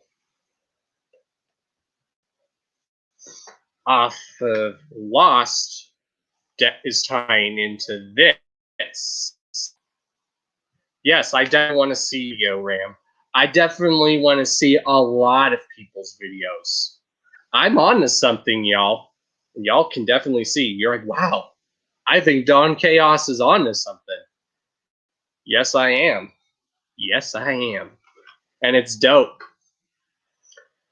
So for those who think that the second deck hasn't been very well planned out, I think it has.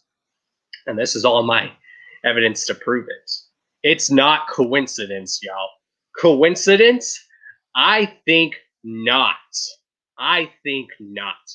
Of course, we saw that little snippet at the end of Lost that ties into this.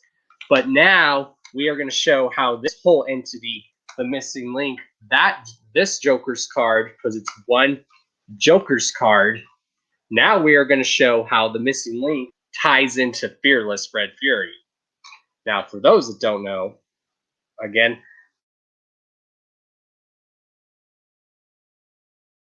this card represents your happiness. Which what tied into this is if you listen to the song Forever. So I recommend, cool, you can always go back and watch this. Or whatever, but I want to see a lot of people doing videos after doing what I've been doing here live. And then I want to hear your guys' reactions, because I know a lot of people are probably going to say, damn, Don Chaos is on to something. So yeah, of course we saw how this ties into that. That's obviously out there. But now we're going to show how this whole Joker's card ties into this.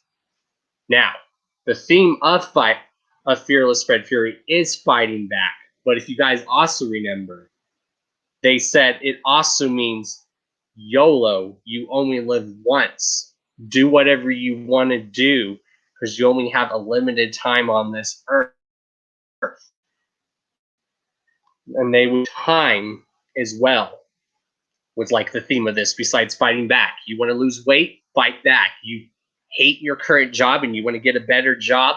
Well, then fight back. Get a better job. You're too skinny? Gain some weight. Fight back. You're in a very bad relationship, whether you're a male or female in a bad relationship, fight back. Leave. Get out of the relationship. But also the theme of this was time. They would say it's their spin on the word or the term YOLO. You only live once. Time. And now, what this whole entity tie, this whole joke card tie into this. We're about to play the song Time off the Found now. So, let me get it ready. What's good, Danny? I want to see a lot of people's reactions after doing this. Fight back now because you're running out of time. Exactly. See, even B Clown is onto it. See, you guys do get. I knew a lot of people got it. I knew it. Yes, I've even told Danny in these conversations, and Danny has even said, "Holy shit, Chaos, you're right." Holy shit. I'm onto something. I really am. I do come with the facts. You know, a lot of people have been saying that this deck hasn't been properly planned out. Think again, y'all. Think again. All right. Let's pull up Time. Well, if you missed half of this, it's okay. You can always go back and rewatch it. But I want to see everyone doing what I'm doing here live. And then I want to see everyone come back with these of you guys' thoughts. It makes sense, trust me. Once you guys actually do it yourselves, it will make sense, trust me. Besides me coming on here doing it live, you guys, trust me, it will make sense, trust me.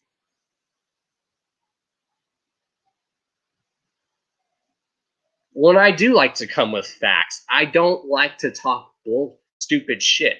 I hate when people try to say they're coming correct with something and they don't have the facts to prove it. That's one of my things that are very anal and makes my OCD go in an uproar is when people try to make up misconceptions or say they have the facts when they really don't. They're just talking out their ass, and their ass should be where their face is.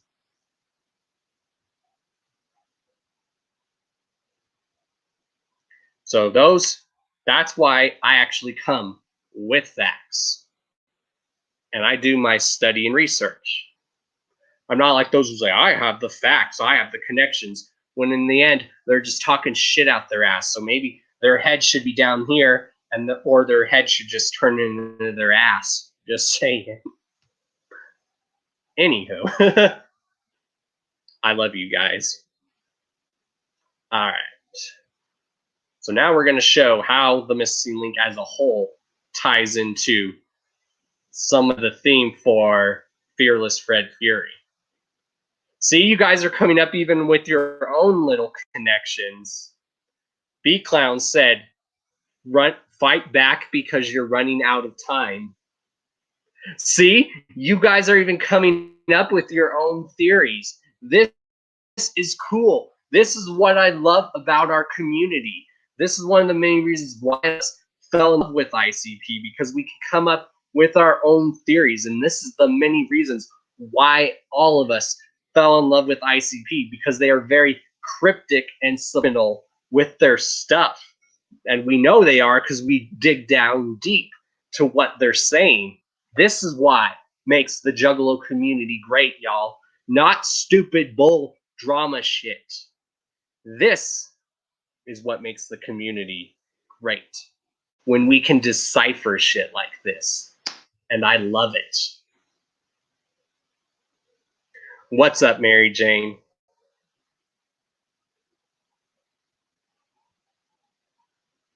Anywho, so now we're going to get into how the Marvelous Missing Link as a whole plays into Fearless Fred Fury. B Clown also just came up with a good theory live here in the chat. Fight back because you're running out of time. That's a good one, B Clown. All right. Sorry, y'all. I'm just so excited to be talking about this with you guys.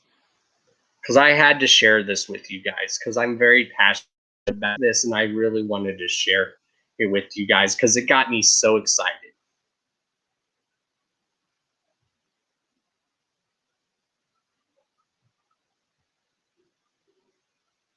All right.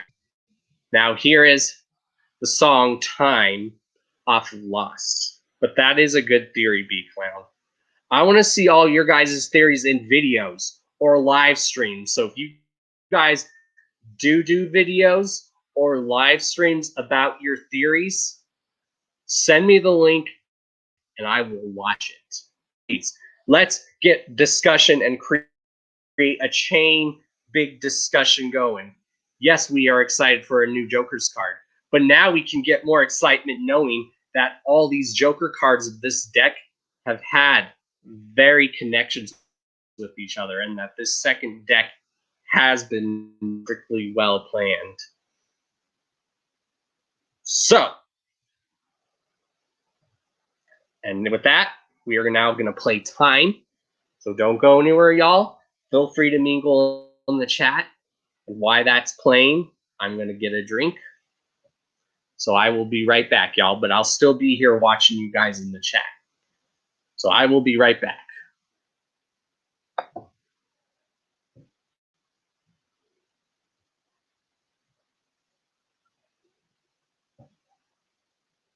You find yourself.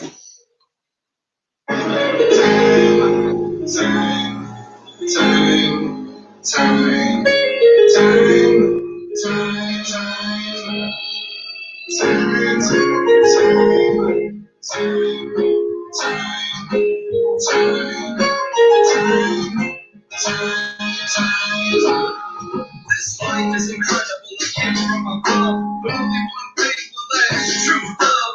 Time is a beast, it's always breathing, for every morning will have its evening.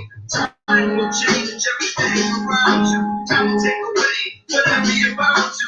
You and your homies, join the years, soon enough everybody disappears, even new friends are coming, young as well. How long will they last? Only time will tell. You might keep a few, but you will from distant. Look back, get it off, flew by in an instant. Brand new cars grow old and rusty.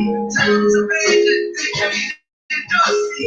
Time is a true God, believe in it. All becomes a memory once you achieve it. We say, time like an endless road. I know where this road leads me. Time like an endless road. I know where this road leads me. It's scary, but we speak the truth. You know, if you knew once, that's my proof. Beautiful girls grow with and tired.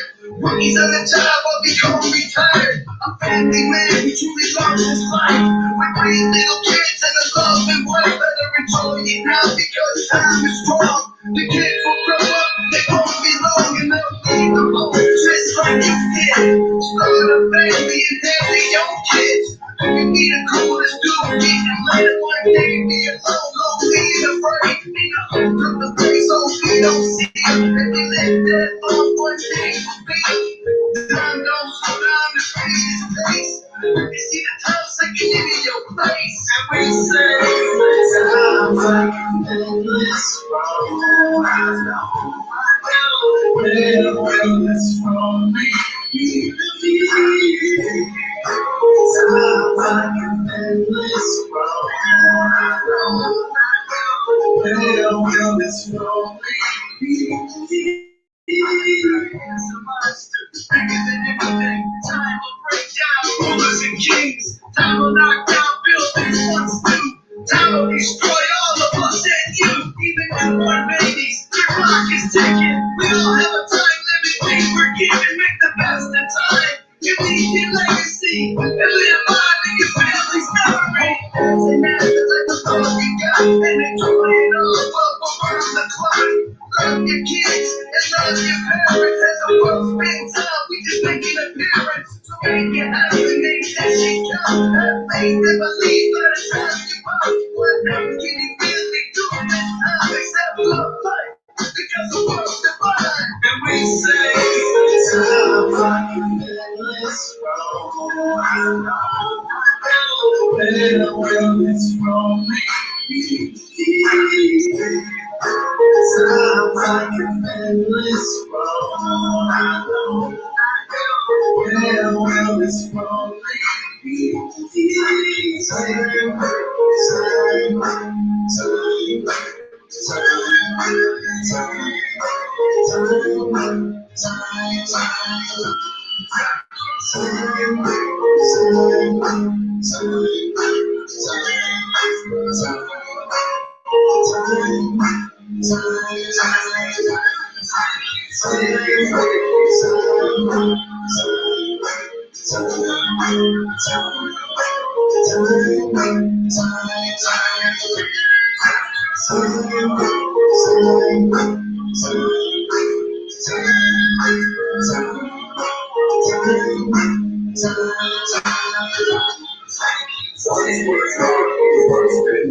Another day with another dawn. Pray there's an afterlife again. And enjoy your time while it all remains. Once we're gone, we'll spend time. Another day with another dawn. Pray there's an afterlife again. And enjoy your time while it all remains. Once we're gone, we'll spend time. Another day with another dawn. Pray there's an afterlife again. And enjoy your time while it all remains. Once we're gone, we'll spend time. Another day with another dawn. Pray there's an afterlife again. And enjoy your time while it all remains. Once we're gone, we'll spend time. Another day with another dawn. Pray there's an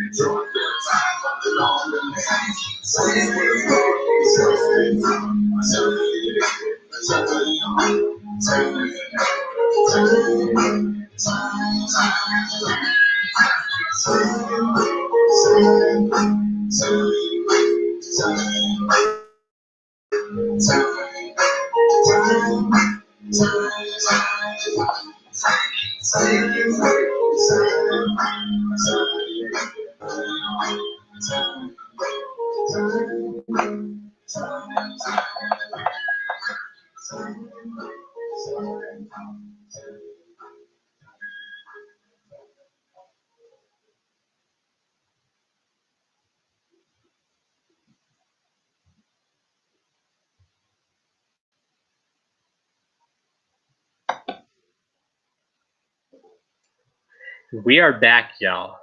We are back. So everyone is wondering, what is the connection between the second deck? The answer, with most of them, is the very last song on each album. That is your connection. That is your connection, is the last song on each of them. There's your hints and your connections. So, I mean, I did tell a few people this yesterday. I told TJ this. I told Danny Boy this. I told Scotty this. I told Roxy Riddlebox this. See, while the rest of the world is going crazy and there's so much division in the world, fuck that. We ain't gonna have that in our world anymore, even though there are those who have brought it into this world. No. Fuck that.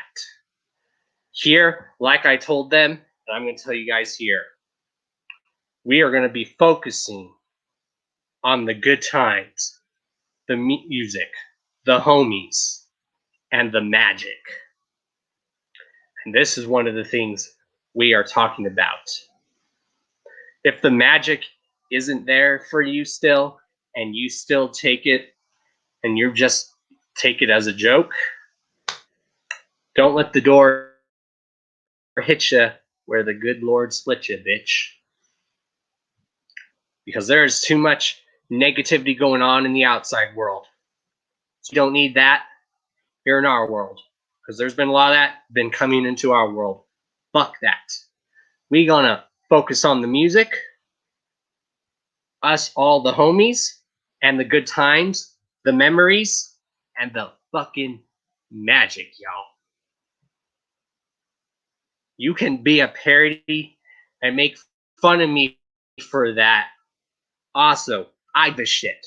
Because on this channel, this collaborative channel, we focus on the music, the magic, the memories, the homies, the good times, and all that. Dawn speaks the truth, hence why there's that term, in Dawn we trust. And as Mary says, Dawn is the truth. I love you guys. And now we are going to get into the last connection. So, it's obvious how this ties into the fifth Joker's card. We did play it at the beginning of the stream, but I'm going to go ahead and play it again. So now we are going to show how Fearless Fred Fury ties into the Yum Yum flower, also known as Yum Bedlam. Again, Bedlam, y'all. Bedlam. What does the word Bedlam translate to? Prepare to get mind blown, y'all. A scene of uproar and confusion and a form of chaos. Bedlam. Also was the name of an institution to care for mentally ill people. Bedlam. I'm going to say again, Bedlam. Scene of uproar and confusion and chaos. What's going on in the world? A lot of scene, uproar, confusion, and chaos, and people questioning people's loyalty. So think about it, y'all. I'm really on to something. Y'all can make a joke about all of this you want. I don't give two fucks. I'm on to some serious shit right now. I'm on to something. Because you know what I think of when I noticed that all the ending of these charts had connection to the next in some way, shape, or form? I immediately thought of the Marvel Cinematic Universe. How at the end of the movies, they'll like have an end credit scene or a mid credit scene, and some of them would tie into the next movie. So yeah. So now we are going to play the obvious song, Bedlam, the song Red Rum. Now remember, again, the word Bedlam translates to a scene of uproar and confusion and chaos. Now listen to the song Red Rum and what Violent J is saying. Yes, the chorus he's saying, Red Rum, Rum, Rum, Yum, Yum, Yum, Bedlam. But who knows, maybe the name of those seeds are dropped in the album. And just listen to what they're saying, the whole song. And then, like I said, think about what the word Bedlam means. It makes perfect sense. And y'all's minds are going to be blown like, holy shit.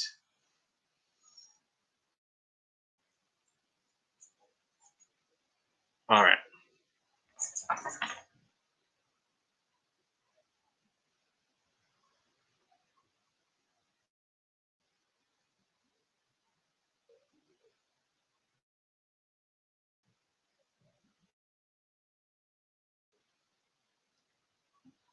And now here is Red Rum, Night of Red Rum, off Fearless Fred Fury. And of course, how this song obviously ties into the next Joker's card.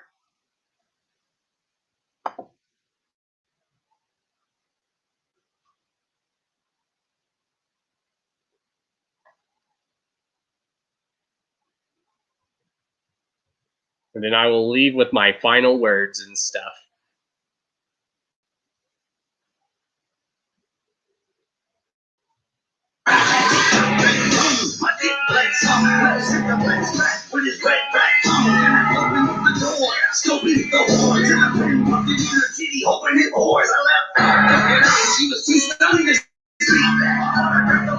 She punched my cheek, I split, but they were still chasing me. Kitty climbing in the face, and the sad whole side. She couldn't get it. She like a wounded bear, and here come a carrot, a big rock.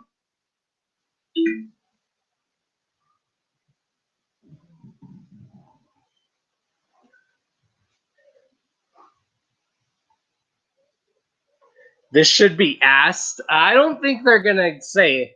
They probably won't say. Ram Miller, you never know. I think they won't answer that. I think they've been hopefully expecting someone to figure out that all these Joker cards are connected in some way, shape, or form. And guess what? I'm the one that figured it out. I'm the one that figured it out.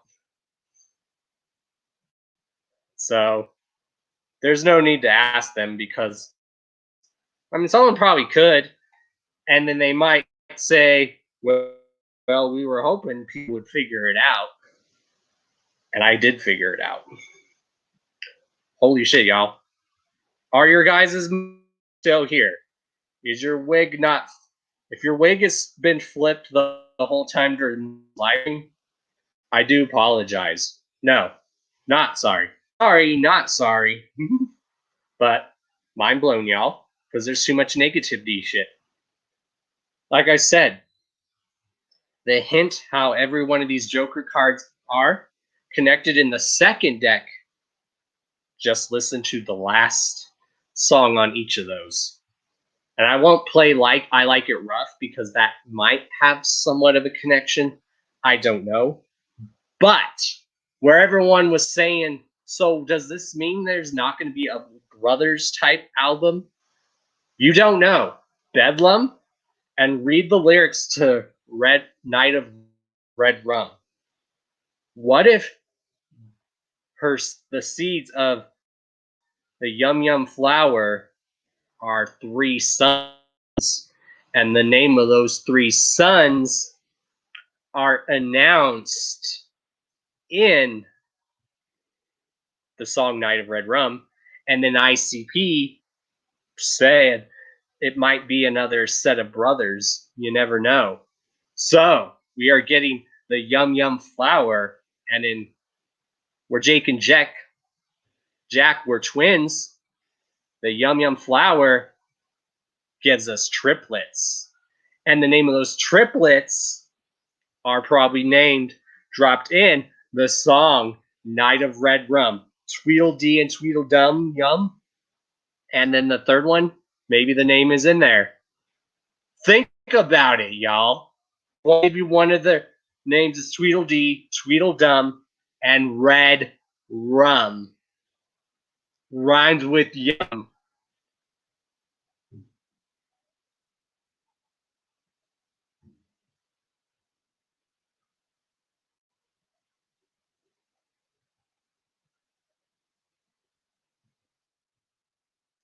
So think.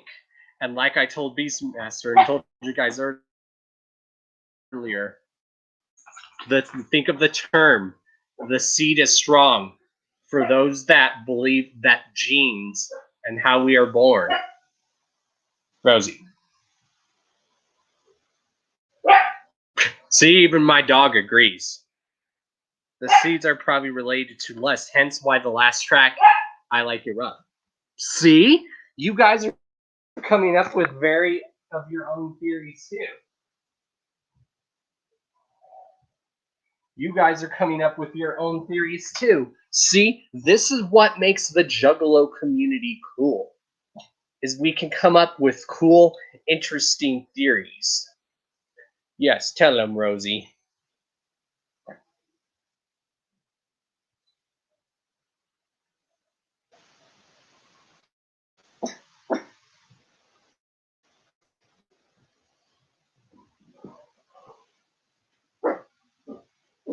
Yeah, I am. I think I am onto something.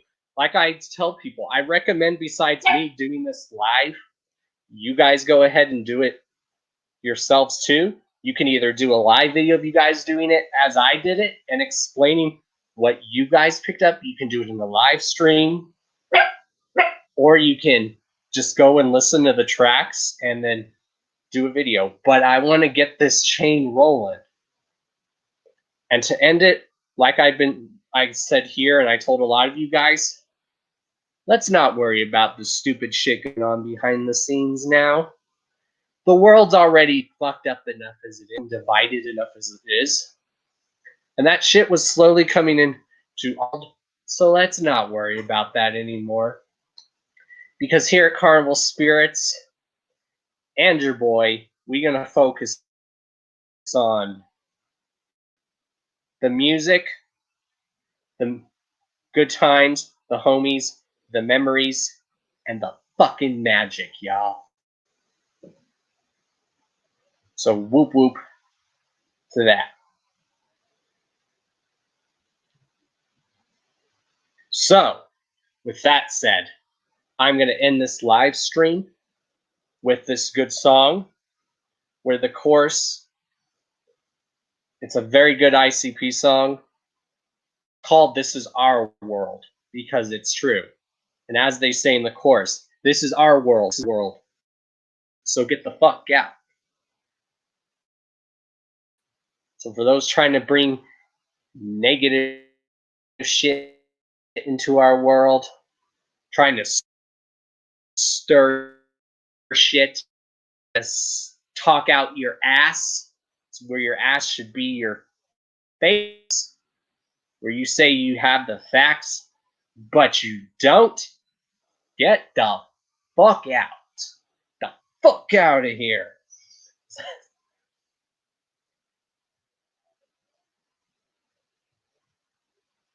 So again, we are going to focus on the music, the community, the memories, the homies, the good times, and the fucking magic. Those are the 6 things that we are going to focus on in this community. You bring negative and you want to make up assumptions about people and come online and live and try to make up fake assumptions when you probably don't have the proof and act like a fucking high schooler. Bye. Bye, Felicia. Hell yeah. So we are going to go out this song called ICP. This is our. So get the fuck out. I love you guys, and you guys already know who I am. I am Mr. D to the O to the N to the C to the H to the A to the O to the S. Your friendly neighborhood JUGALO, the Karma Millionaire. If you don't know, now you know. Hashtag Dawn Chaos is the hashtag. The Hours of Chaos podcast dominates. Hashtag Cult of Chaos. Hashtag Juggalo Magic. Hashtag One United Juggalo Nation. And all that good old happy jazz. I love you guys, and I will see you guys tonight, Mountain Time, on my channel, where who are the guests for the Hours of Chaos podcast? It's going to be you guys, the viewers, and you guys in the community. It's a good time to be a juggalo and just enjoy music in general, even with the whole world going fucking insane. I love you guys. Dawn Chaos, signing out.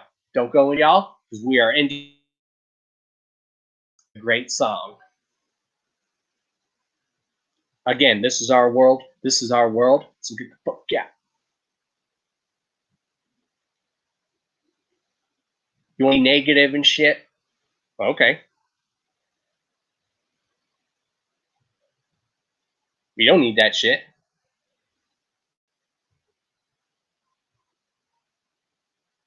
You want to be a salty bitch? There you go. Have some salt for your salty bitch ass.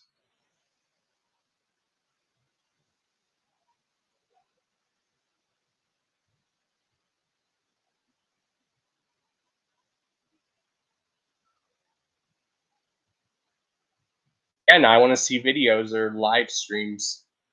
Y'all.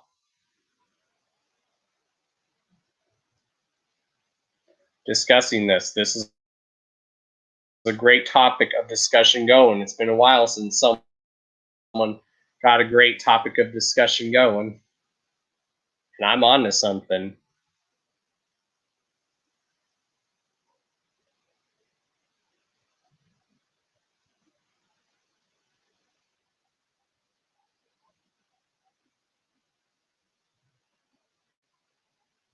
Hold on, y'all. Let me find it.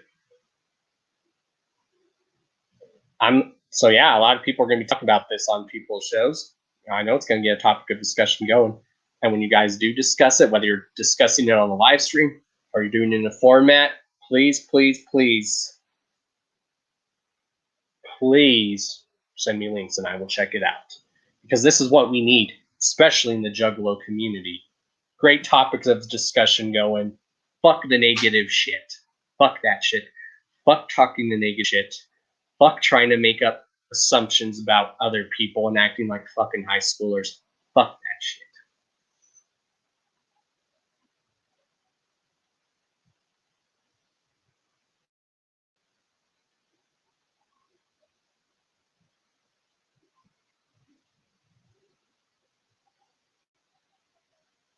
Hold on.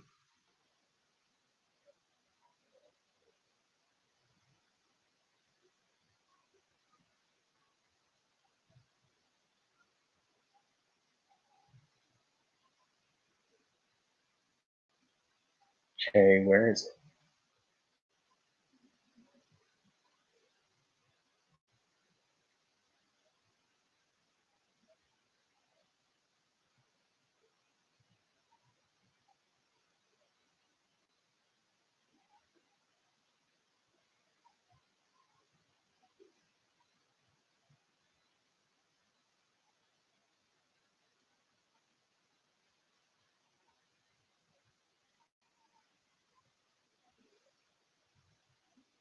I found it.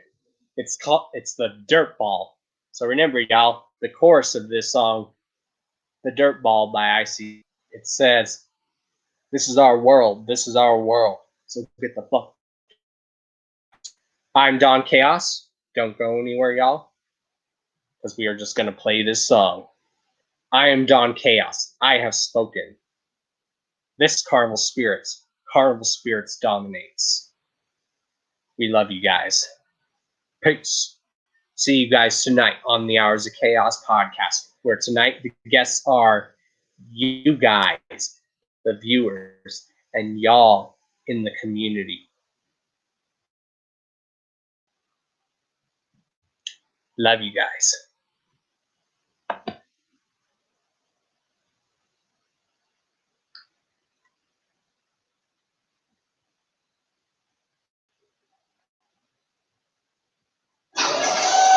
Collector Inspector, do you read me? Yes, Cap. Status completed. Your mission was to land on the dirt ball and explore it thoroughly. You were to monitor the activities of a common life on the dirt ball and study people's lifestyles, their general habits of living in their strange society. Yes. Have you done that, Collector Inspector? Yes, I have, Cap. Very well. May we have your report?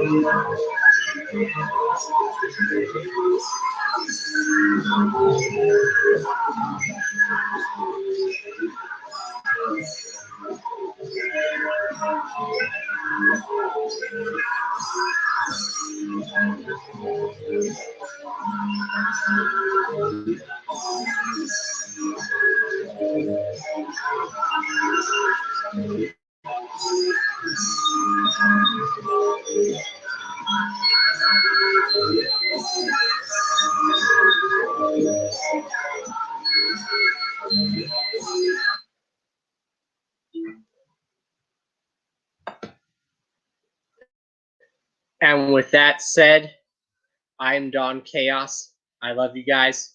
Again, let's bring back the music, the good times, the homies, the memories. Great discussion. And last importantly, let's focus on the magic. I'm Don Chaos. In Don we trust. One united Juggalo nation. This is our world. I love you guys, and see you guys tonight. Again, for those who you are just watching this and you're watching this all the way through, I'll tell you guys really quick all you have to do, and if you come up with other new theories, that's cool too. But listen to Bang Pow Boom, the actual end song. Bang Pow Boom, continuous explosion equals instant death, the death pop. Then listen to the last song off of Death Pop, Forever.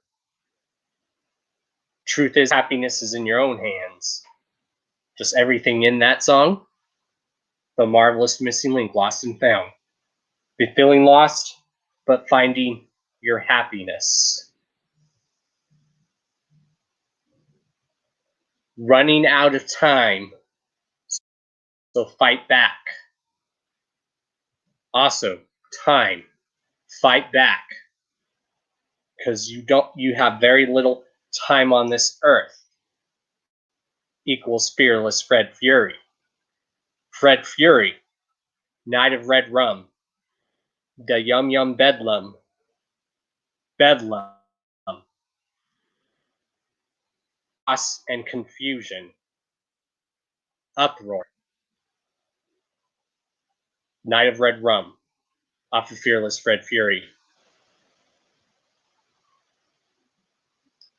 3 seeds, 3 children, names possibly dropped on the song Red Rum. Another hint, what goes into the 5th Joker's card is the last song off of Fearless Fred Fury. The song I Like It Rough, representing lust. And there you have it. I'm onto something. I've been on this for quite a while. I just haven't maybe wanted to tell you guys until now. Just saying. You humans have a lot to learn. Peace.